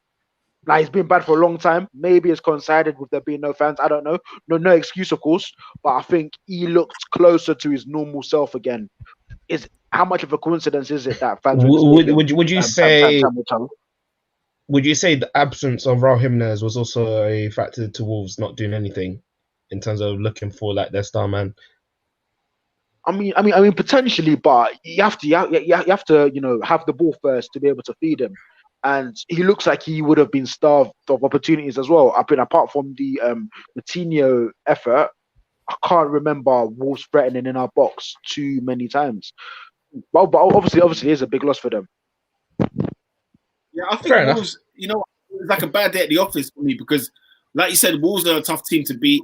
I think they win as many as they lose, and then there's like a draw in between that as well. They've been a tough team. I think they've actually been underrated when you consider how West Ham's done, how Everton's done, Villa. You know what I'm saying? People have given them praise, and rightly so. But Wolves are in the mix with them, man, as well. So I feel like, I don't know. I think with Wolves, it's okay. Yeah, Jimenez, of course, is a big, big blow. But the team that turned up at the Emirates last week and the team that turned up at Anfield, that's, I think, you're going to get that from Wolves, isn't it? Like, you're going to have 1 week where they do turn up well and look good, and then the following week they don't look so great. And then, I think that's great. These games, like, they look, because it was a big scoreline, it looks like they got battered, and they did. But it is fine margins, man. No, it is fine margins because you see that first goal, it's just a mistake from Conor Cody, and Liverpool are in. And once Liverpool are in, your heads drop. You feel like the game's done because you want to keep it 0-0 for as long as possible, or you go ahead. And that was it for Wolves. They go again next week, and we'll see. But like Boss said, man, Liverpool are marching, man, and even in these circumstances, man, it's not something to just look on the blind. You know what I'm saying? I feel like there's something like I don't expect Liverpool to be level on points or near the top of the league with these injuries. Like, it doesn't make sense to me. Like, and I'm seeing what's my man's name, number 17. I forgot the Don's name, but like seeing him, Curtis Jones. Yeah, I'm seeing Jones having games. I'm seeing obviously Nico Williams getting in a few games as well, and I'm like, and Kelleher in goal. I'm sitting there thinking, blood, Liverpool. There should be some defeats. You know what I mean? Yeah, the 1-1 draw with Brighton was one thing. But like, I'm not seeing defeats. Like, give me an L. You know what I mean? That's all I want. But then again, that's all testament. So when you have a defined system, you can get players to fill that cog. like obviously Nico Williams hasn't got the ability of Trent Alexander-Arnold, but he's gonna at least attempt to do the same sort of thing. And then obviously when you see the upgrade when Arnold does come on, it's all right. We're playing the same way anyway. Jones is gonna feed me the ball like he normally does. I'm gonna put in a world-class ball like I normally do, and we're gonna score like we normally do. So and then with Curtis Jones as well, because initially at the start of the season I was worried for him because I was like, you haven't gone out on loan. Thiago's come in. Kate is going to play more. Ox is going to play more. Where are your game's going to come from, bro? But, by hook or by crook, he's in the side. And if I'm being honest, he's been very, very consistent. He had a crap game against, might have been Brighton the other day. But, yeah, generally speaking, he's been all right, man. So, yeah, it's promising signs. Listen, this is what teams do, bruv. One guy comes in, goes out. Next man, come do your thing. Good coaching, good system. You can, as long as you can do that, you have the players that can do it. Football is very simple, bruv. Man, them overcomplicated things. But sometimes I do think quality does win over time. Do you get what I'm saying? I don't think like the Curtises and the Nico Williams and as well Kelleher. I think when it comes down to the crunch, if you're asking them to do this for a long period of the season, I do think the quality of other squads may prevail. Yeah. Well, we've got 8 games in this Christmas period, so we'll see how they do then. But props to Liverpool. Yeah, man. Yeah, we got Liverpool. Oscar, anything else before we move on? No. Should we go to the of the weeks? Yeah, oh, shame. I was just going to do honourable mentions quickly. Palace winning 5 at West Brom. Man like Wolf. Shout out to the You know what I'm saying? Christian Benteke with a double, blood. You know your Benteke's doing. Yo, Who scored for Crystal Palace? Zaha. I got the Wolf and Christian Benteke. You didn't score. I'm waiting for it. I'm waiting. Say again? You didn't score. Who did? Oh! Yeah. Hey, Robin. You know what? I put his game somewhere else. But I tell you what, Robin, you are the man, my friend. Where are you? That way. You are the man, my friend. Because Richie Batshuayi did not score in a game when they scored. He didn't start. Hold on. He didn't start. Why does he start? Benteke. Benteke. Because Roy Hodgson went for a different system. He went for Roy. He wanted to give Roy the start. He wanted to give Benteke the start. And Benteke started. Gets when he's defensive. I tell you what, Oscar. I tell you what. What do you want me to say? He didn't start the game. You're something else. It's hilarious, bro. It's unbelievable, my friend. Unbelievable. Yeah, he only played 8 minutes. And he's not back in his African brother. They're not saying nothing. What do you want me to say? I didn't diss Benteke. Benteke scored his goals. It's a bit like that guy. Yeah, it's a bit too black. It's a bit coconut. Oh man, I tell you what, my friends. I tell you. Question. Question for the lads, bro. The best African goalkeeper in the Premier League.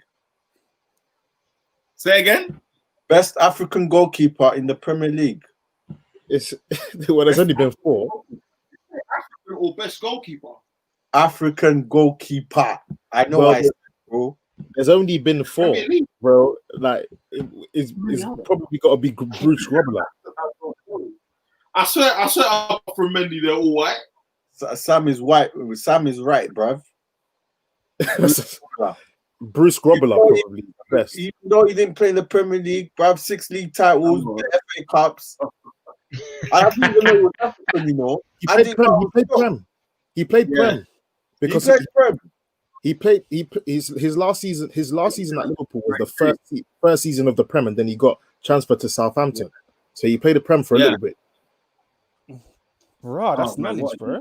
I didn't know you meant of all time, David. I thought you meant like right now. And I was like, I didn't get it either. How many are there? I was going through the squad. Nah. Pete, can I read some comments, Pete? Marley Mo, we haven't seen a comment from him in time. He said, it's peak. Ross Kemp should come down and make a documentary on my Arsenal team. Big man thing. Adrian has moved to the comments. I don't know why. He's left chat. He said, also Connor Cody had a shocker. Yeah, we mentioned that during the Liverpool chat. Abdi said, I still can't believe what Peter said earlier. He needs to come outside. We're scrapping. I don't care. He said, this man has a vendetta against black men. He's a black man in a white guy's body. What? Hashtag cancel Peter West Barnes. Adrian said, cancel Peter Barnes, West, Trump, Robinson. Oh my gosh. Damn. Peter, getting you out of here, man. The comments are getting you out of here. Nah, it's a classic. It's a classic social media. You know what I'm saying? Like, man, them just make noise. Like, you're just making noise. Man said I don't rate black players. Where are we going? I've just talked about Zaha's double, X double. Like, what are we doing? Anyway, Guys, yeah. Hey, listen, yeah.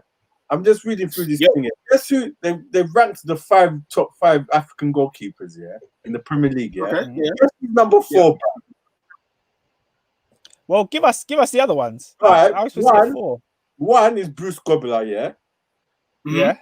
2 was I can't remember. Andre Andrade. I don't know who the hell he is. But he played for. He's a South African, innit? Played for who?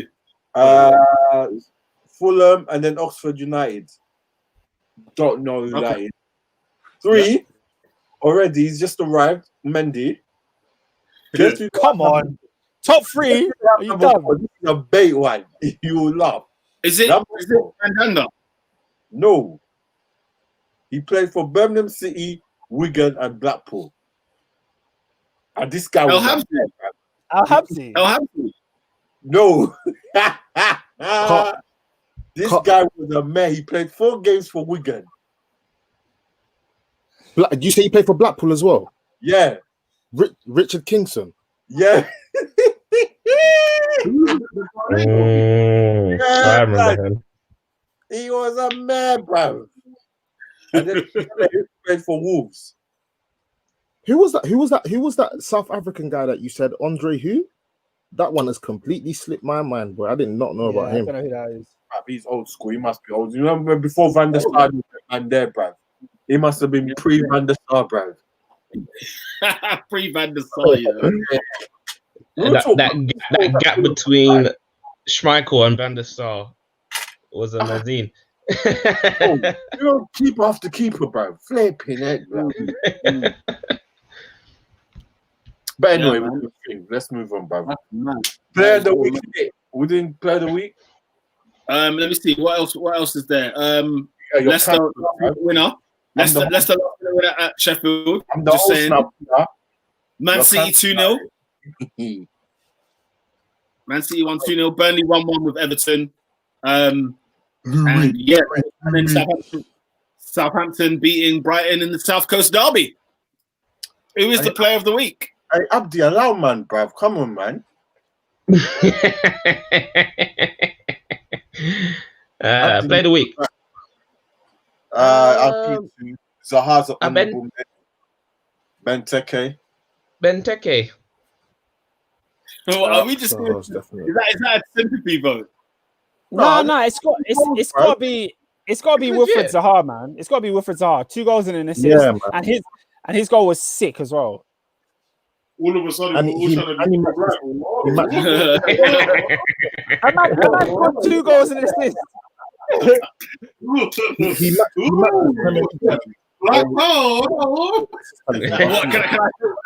Can I say Kevin De Bruyne or I can't? No, you can't. Are we allowed? No, you could, but you would be wrong. You'd be wrong. Like Zaha, what Zaha did was better than what Kevin De Bruyne. Honorable mentions. Son, Kane. You know what I'm saying? I'm throwing out honorable mentions. It's a bit too much mail for this podcast. Yeah. A man said Mayo, you know. Oh, these race wars. Hey, how could Jamie Vardy score and get a yellow card in his celebration? You see, if you got him in your fantasy, did you see what he did though? Bruv, You saw the post. On the flag, guys. And he broke it. Actually, hold on. Hold on. Why did you take bare plastic like that, bruv? That's true. I thought the flag you just plant it in and you pull it out, bruv. Why is it bare plastic? I don't know why it cracked. I was so surprised. No, because he went mad. What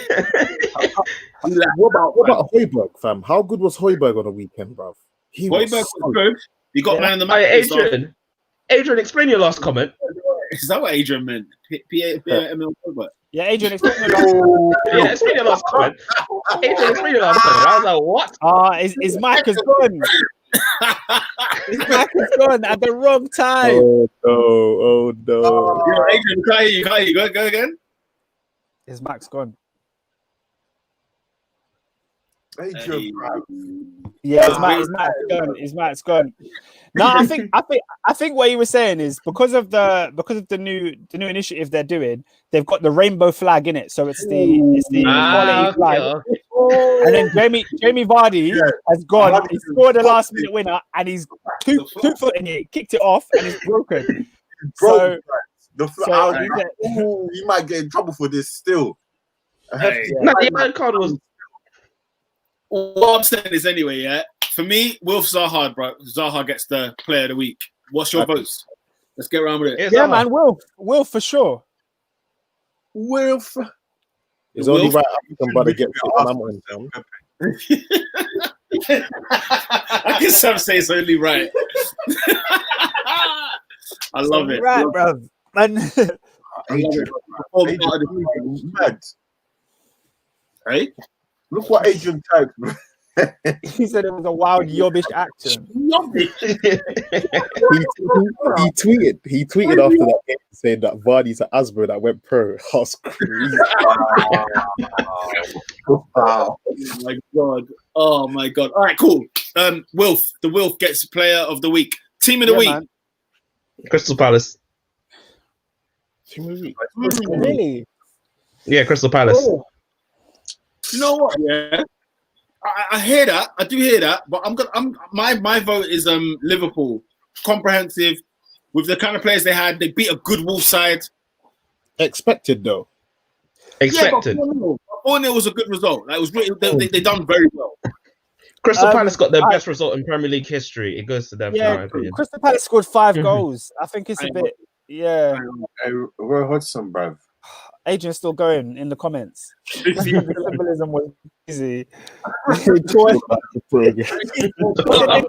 progress. I like that. Adrian, you're mad. Yeah. Out the building. All right. You're done. All right, man. See it. I let it earn this, bruv. Hey. Okay, so what? Palace, yeah? I think so, yeah. Hey, what? They've got a brace this weekend. What is the goal of the week? Did they get the hat trick? No. That goes to the man from South Korea. We don't know this already. I'm sorry. I put my hand on my head when that goal went in. Don't even you know what? Because that goal was sensational. I'm not gonna lie, it was sensational. It was a brilliant goal, but I did like Kane's better. He didn't break the crossbar that one. When it's the crossbar, there's something about the crossbar. Yeah, you know what I'm saying? I like Sam. No, but the thing is, with that one, yeah. You know when he goes, yeah, he sells Rob Holding, the biggest dummy of all time. Holding's at the shops, and then he bangs it left foot, top bin. You know what, man? That's a tough choice. The reason why I say Son, Kane, you knew that was going in. Son's one could have been avoided. That's a work Kane had to do. I said you knew it was going in. Yeah. You see, Son, but Son, that was one finesse, bruv, of the highest order, bruv. Oh yeah. It was a FIFA goal. FIFA goal. I'm going for Son. Let's vote. Let's vote, right? Human Son. Yeah, have to give it to him. Son. Disgusted Son. Yeah, I think in the end it has to be Son. It has to. Pogba gets honorable mention. His first goal was a banger. Pogba's goal was crazy. It was sick. Let me jump in the comments before we move on. Boss Endo said, Peter, I'm so disappointed in you, man. You are actually my favorite. Shaking my head. Adrian's just laughing in the comments. Lola is back. She said, hey guys, I missed the episode. Did Peter go ham? And then Adrian said, an anti-African tirade as per. Peter was just Peter. Why is Adrian doing this though? Why is Adrian doing this?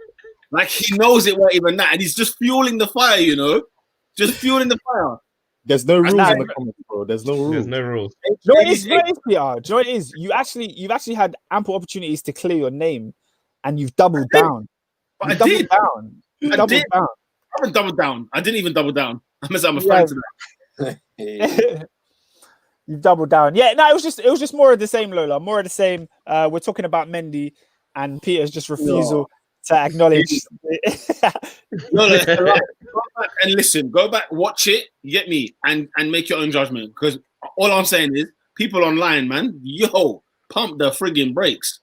Anyway, who's not that guy? David. There's a Hall of Fame that I need you to meet. I need you to be on point on this one. There's a Hall of Fame. There's a Hall of Fame. But if you cannot find it, please hand over the reins. Oh, there is a Hall of Fame. I was thinking about Hall of Fame. who's the Hall of Fame candidate. Now I know. There's a I Hall of think I Fame. know. I've got think I one. know. I don't know if it's Hall of Fame, bruv. So you might as well take it. Nah, do you know what? There's a Hall of Fame guy. There is a Hall of Fame. There is a Hall of Peter, you Fame. got to run it. Peter, you got to run it. You got to run it. Yeah? I'll give mine afterwards, bruv. Oscar, hopefully this clears my name, innit? Yeah. Hopefully it might clear my name. I don't know. Wait, But let's give it a shot. We'll give it a shot. Let me scroll down real quickly, and I can get the history. You know what I'm saying? We want to get background. Yeah, Okay. obviously. You're done, no? You don't know. All I want is the wiki, blood. That's all I want is the wiki. You get me? That's all I want. Is this a person, bruv? Anyway, let's start off with this. Go on. This football club Of Yep. course. Yeah. Of course. in 1885, 135 years ago. I was there, bruv. I was Oh. there with you guys. We're getting there, cuz. Go on. This is a team that used to play, they play sort of in the Isle of Dogs area, yeah, from 1910. They've then moved to Bermondsey, South East London. I mean, no surprise, South East London. You lot come up with all kinds of crazy stuff, but that's here nor there. We'll move on swiftly to that one. Okay, right. It was a momentous occasion to welcome fans back into football stadia. Everybody was loving it. 2,000 fans. It makes all the difference in football. I was at the women's game yesterday. Arsenal women, 900 were there. The delight. It was fantastic. In every game that I seem to have witnessed over the weekend, as you've seen, we've been accustomed to taking the knee when the whistle has been blown. The knee was taken at a certain ground, the club that I have mentioned. And to a man, 2,000 of them. Yeah, I don't even care if it was 1,900. I don't care. The whole 100, you lot are getting thrown into this as well. But 2,000 of these people were booing the kneeling. We're booing the kneeling. Okay? We're booing the kneeling. Remember why we started kneeling in the first place, people? Can you guys remind me? Is it because of a certain gentleman, a black African-American, was killed for no reason whatsoever and was killed in such a disrespectful way? It was unbelievable. Not that it's a respectful way anyway, but this guy choked basically to death, okay, by a police officer who was out of his mind, lost absolute control and was an absolute tool. And somehow is not jailed for life. I don't understand any of that, right? But it's caused uproar. It's caused riots around the world. It's caused all kinds of mess and madness, right? And here's what I want to shout out to Tottenham actually on this one point actually. Tottenham Hotspur, tell me if I'm wrong, guys. When Arsenal and Tottenham took the knee, they actually started. No, was it Chelsea? They actually started applauding. I can't remember what football club it was, but somebody started applauding. Chelsea and Tottenham. Chelsea and Tottenham. Okay, so Chelsea and Tottenham fans started applauding because the race that they witnessed on Saturday at the Den, where the fans were booing, was unbelievable. I couldn't believe it. They got black players at this football club, the club I'm about to mention. But what I want to see happen, and the reason why this team goes into the Hall of Fame, is because if it was down to me, I ban that football club for life. They should never, ever, ever play football ever again on a professional level. I don't give a monkeys because this club has been known. You know what's so funny? Nobody's surprised about this football club doing this. And I don't want to blame the players as such or, the staff or whatever else. But I'm talking about the fans. Football clubs are nothing without fans. But you know what? This club should be nothing, full stop. Because what they did on the weekend is an absolute disgrace. It was an absolute farce. I can't believe what I'm about to say here, ladies and gentlemen. But their nickname are the Lions. Millwall Football Club. You're not that, guys. The whole lot of you should be scrapped. And you know what, bruv? They are barred from being mentioned on this podcast. If we're gonna speak about them, call them the Lions or call them the ones that play at the Den, because I can't even want to say their name again. That is a shambolic football club at the minute. And was it the mayor? Was it the mayor who was it like the mayor of the area or some sort of MP? I think spoke on behalf in defence why the Millwall fans were booing the kneeling. Ladies and gentlemen, if I have not turned it back, if I have not turned it around, Adrian, I don't know what will. In all seriousness, he's turned it around. He's destroyed. It needs to go in the bin. The shirt, the strip, the stadium, the fans, all of you need to go in the bin. All of you. Because this is a shambolic disgrace. David, please, can you put them in the Hall of Fame, please? Straight to the first ballot, bruv. Huh? First ballot, bruv. Straight Ballot to Hall of Fame. First ballot Hall of Fame. Horrible. Horrible. Sort it out, bruv, because that's you, man, bruv. You man have shown us who you are. Thank you very much. You're done out here, blood. Right, even if Arsenal play away there, I'm refusing to buy, even look for a ticket. I won't even query it. I won't even do that. I can't even do it. What a shambolic, disgraceful football club that football club is. And it sounds harsh, it sounds rude, it sounds wrong. I don't give a monkey's blood. I don't give a monkey's blood. This team should not be able to exist in the Football League. It shouldn't. Trust, bro. Get that off my chest. Can't argue against that, man. At all.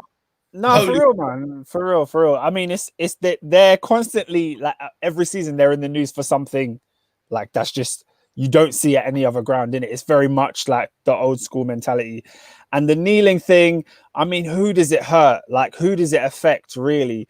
The whole idea about it being about, because, you know, the organization of Black Lives Matter and all this and that. I hear that, but I don't hear it at the same time, because we all know why we're kneeling, innit?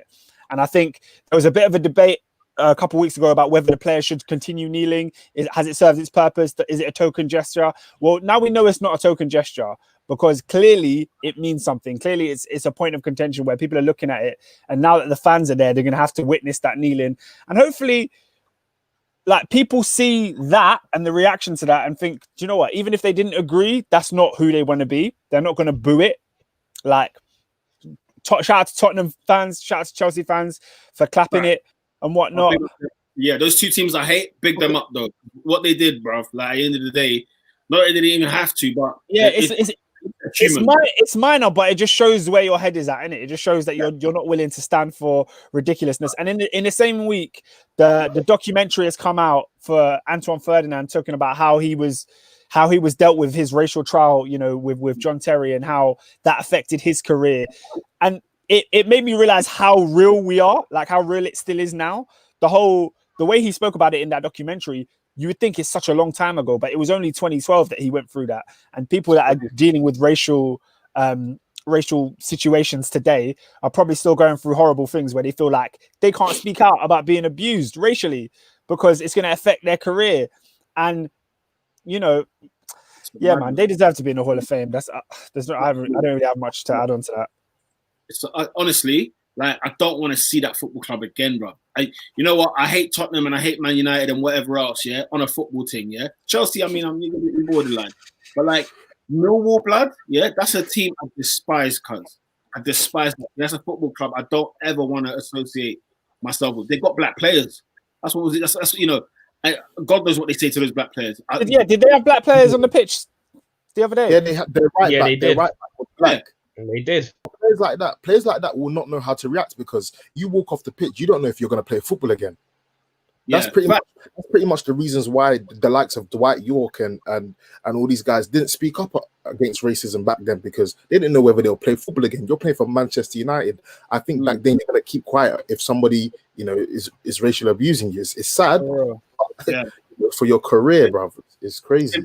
If I'm one of those Millwall players, I know it's easy to say when I'm sat here, but if I was one of the Millwall players, right, obviously being black and that, I'm telling my team, family, let's walk off, because there's no chance in hell I'm playing. If you think I'm playing in this game, you're mad. And I'll tell my manager, transfer request today, cancel the contract. I don't even want to be paid off. Just release me, and I'll go to another football club at least, where it's not to say no other football club has racism, fair enough. But Millwall's levels, blood, are so shambolic. Like, and just their behaviour in general. Forget even racism as such. Even when Everton came down last season, I think was it last season in the FA Cup, and you had the Millwall fans just waiting for their fans outside the coach, and then kicking and punching them, banging them up. And I'm thinking, come on, blood, you man are vile, fam. You man are absolute vile. Yeah. So, And also, Didn't yeah, the same thing happen at West Ham as well? Excuse me if I'm wrong, but the same thing happened at West Ham, right? Pretty what both the booing? What the booing? Yeah, apparently the booing. I don't know.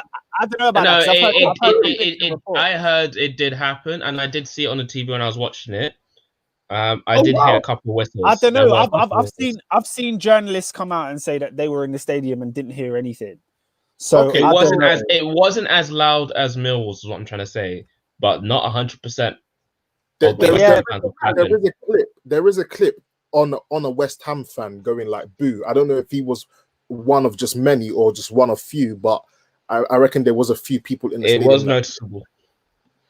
Yeah, Really? West Ham Football Club, West Ham United. bro. I But West Ham are pretty much like Millwall. They used to go head to head, bro. They've got a history of being rebellious as well. Yeah, but I did think that West Ham had like a couple black men anyway from the East End and that, and it was just like yeah. they're a bit more. You know what I'm saying? I thought like, But even with Millwall, bro, didn't they have Danny Shitu as their captain at one point? they did. Yeah, they did. Yeah, but so they've had their fair share of black players as well. Yeah, no, what I mean with West Ham as in the fan base as well. Like I've met Oh.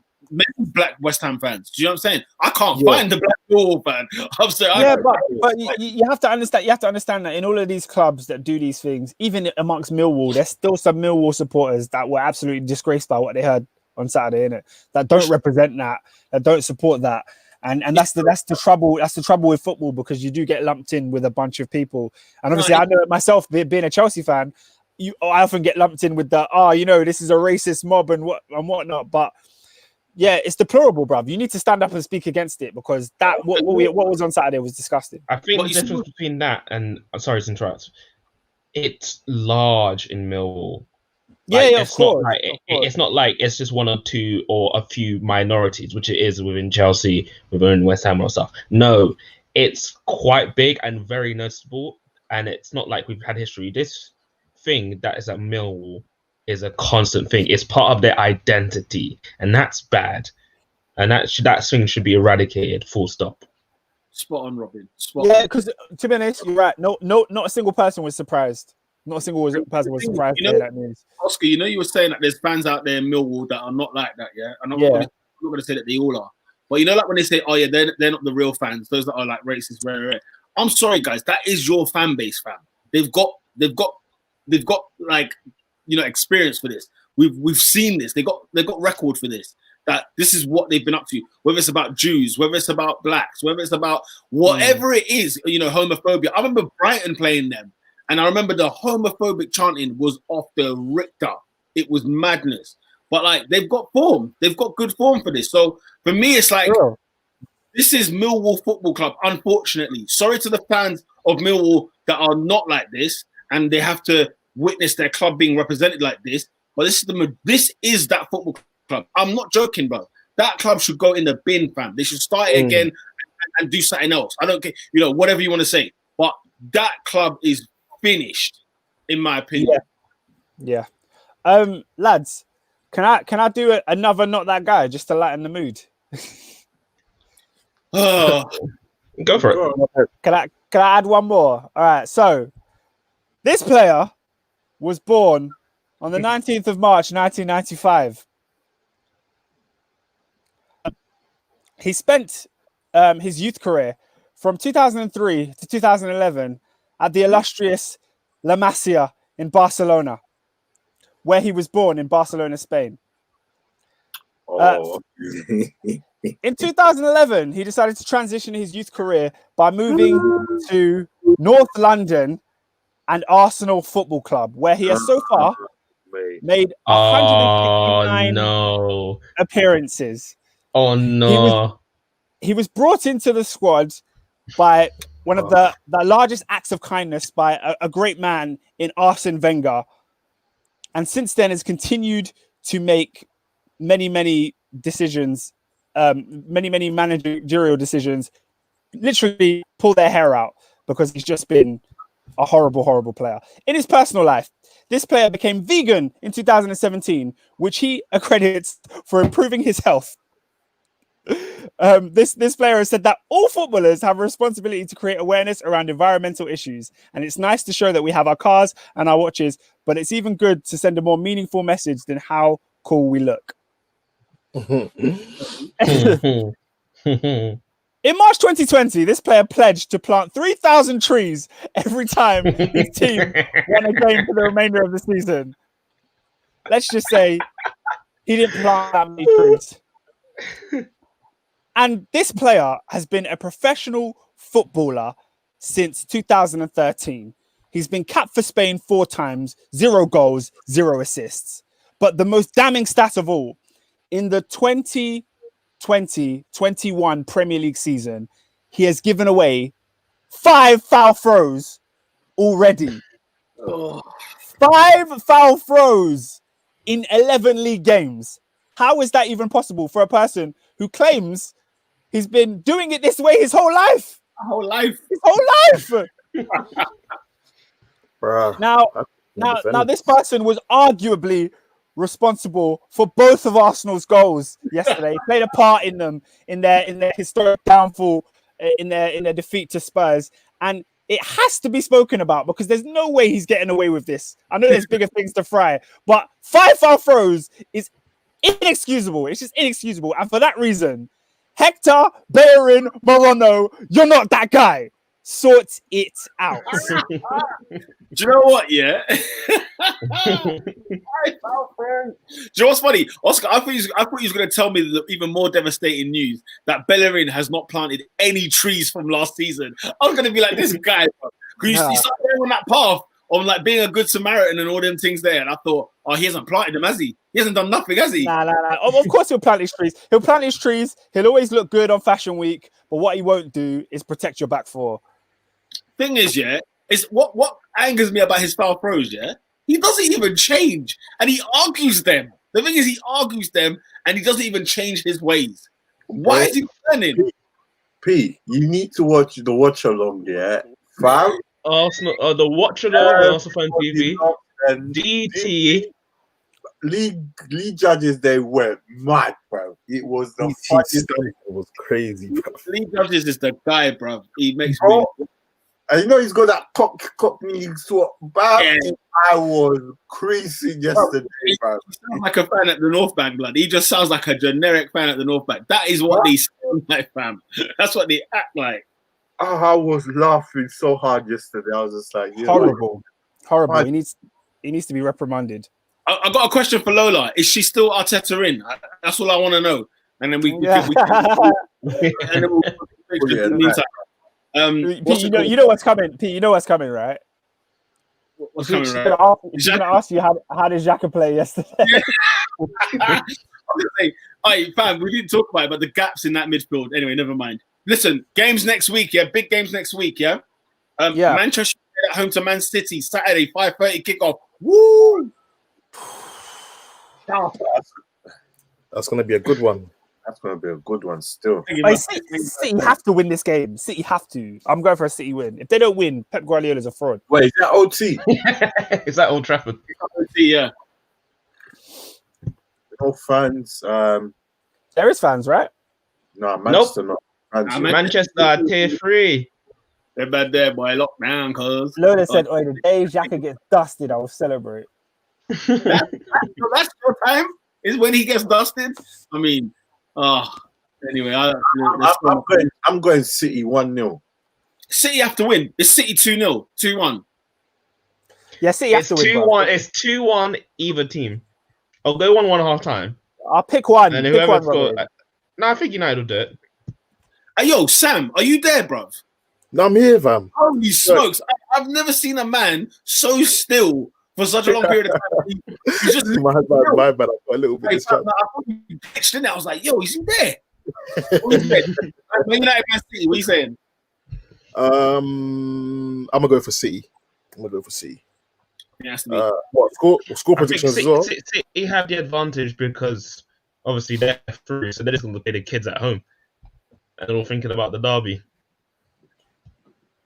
Yeah, I think because United have been going behind a lot in the first half lately, and I think City will have enough to hold them down once they go I ahead. don't know why is this a record, but we apparently have the record of most comebacks now in English football history.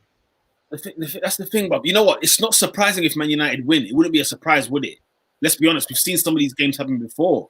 Like, you know, the big games, you lot say that City, Man United come back. So as much as I want to predict Lola's score, man, I don't trust.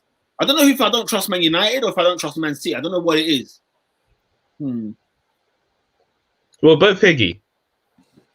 Yeah. Because City, you need to understand, City have 2 switches this season. They're either on it or they're not. Yeah. Hey, Friday night, I didn't mention it, but Friday night's just going to be an interesting game, entertaining game. Get your eyes on this. Leeds against West Ham United. It should be tasty. That's what I'm saying. That should be tasty. All right. Everton at home to Chelsea. 8 o'clock kickoff on Saturday. Frankie Carlo versus Lampard. Chelsea. I say a 1-1. Yeah, I'm gonna go for a draw as well. You know what? I can see a draw still. I can see a draw. We've got injuries, man. We've got Ziyech's injured. Callum Hudson-Odoi is injured. The team's looking thin right now. So yeah, I can see a draw. 2-2, I'll say.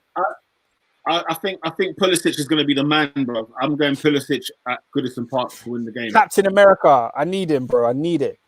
I need Captain America back. Got this. Okay. Obviously, Fulham versus Liverpool. Triple captains, if you haven't done it already. Okay, Salah, I'm going to move hell or high water to put Salah in my fantasy team, yeah? I'm moving everything about. Wild card. I'm shaking it up. Interesting game, and it shouldn't be interesting. Yeah, I'm with Lola. Interesting game, and it shouldn't be. This shouldn't be anywhere near interesting. Arsenal Burnley. What's going to happen? What is going to happen? Is it Burnley? It's going to be a tactical struggle. Like, they're both poised at the same level. Who is the better side? We don't know. I'm not going to be surprised if Burnley beat us, man. I'm fed up. Yeah, I don't care, bro. I don't care. Hold on, I need to look at Arsenal's fixtures because we need to see how many points are Arsenal going to get. They're not good. I'll always let you down, bro. Man, then beat Rapid Vienna and think, we're all that, bro. Nah, man. So you got Burnley, then you got Southampton, Everton, City, Chelsea. Well, City's the EFL Cup, so I don't count that. And Chelsea, Brighton. You see this season, yeah? You see that season? It's like it's gonna be like that season where Chelsea got fired, bruv. They're just down tools, bruv. These man don't care, blood. Just doing stupid, bro. Before we continue, Sam, bruv, it's been a pleasure to have you. We've seen it in the private about, bro. It's good having you. Anytime you want to come back on, bruv. Hey, anytime, man. Anytime. Hey, what's your coming on, bro? Before you go, yeah. What's your app? Yeah, I want to say put your app on there. Yeah. So, Reveal footy. Bruv, everyone, make sure to put it up. Yeah, man. He's talking African players, you get me, which I'm a big fan of. I love it. So jump in. Real talk. I love my guy, man. Appreciate it. Now what you're doing is keep up, man. Keep doing your thing. Definitely. You guys too. I'm tuning every single week. I'm definitely jumping back on soon. Appreciate that, man. Safe, bro. Stay easy, man. Cool, bro. Right. There's been a meeting between Millwall FC and Kick It Out today. A meeting to discuss what the hell happened. I don't know what's going to come out, but yeah. I don't care, bro. I don't care, bro. I'm done, bro. That's it. But you know what? That's what it is, isn't it? Like, even as you man are saying, like, this is a meeting probably about progression, and man are saying they don't care. That is the level right now we're at. That's where we are. Yeah, man. You might be right. That's where we are. Okay. Arsenal Burnley. I'm gonna go 1-1. I see a 2-1 Burnley. Wait. Is Pepe back for this game? No. Yeah, I think he is. Oh, is he? I thought. What more? Yeah, straight red. Yeah, straight red against 3 games. I'm sure we've had 3 games. Are you telling me we haven't? Nah, you've only had 2. I don't think you have. I think you've only had 2. You've had Wolves and you've had Tottenham. Yeah, you miss. He misses Burnley. He does miss Burnley. Yeah, I'm going to draw. Lola said it will play out the same way Sheffield United game went. Arsenal won that day, so who knows? Weren't convincing, but yeah. I'm not convinced, bruv. Man. I think draw. No faith.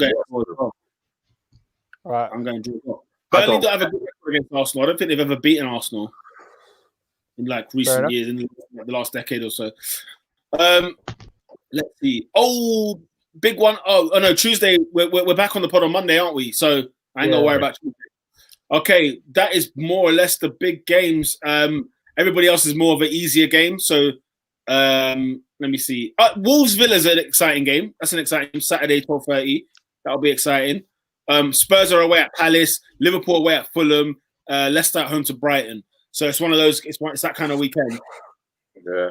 Couple big games, but we'll be back on the Top 4 podcast next Monday at 8 p.m. Make sure to share, like, and subscribe at Top 4 Podcast. Give me the ticker at Top 4 Podcast on the Spotify, on the iTunes, on the YouTubes. You get me on Twitter. Make sure you hit us up, bruv. Yeah, we are there every Monday live, 8 p.m.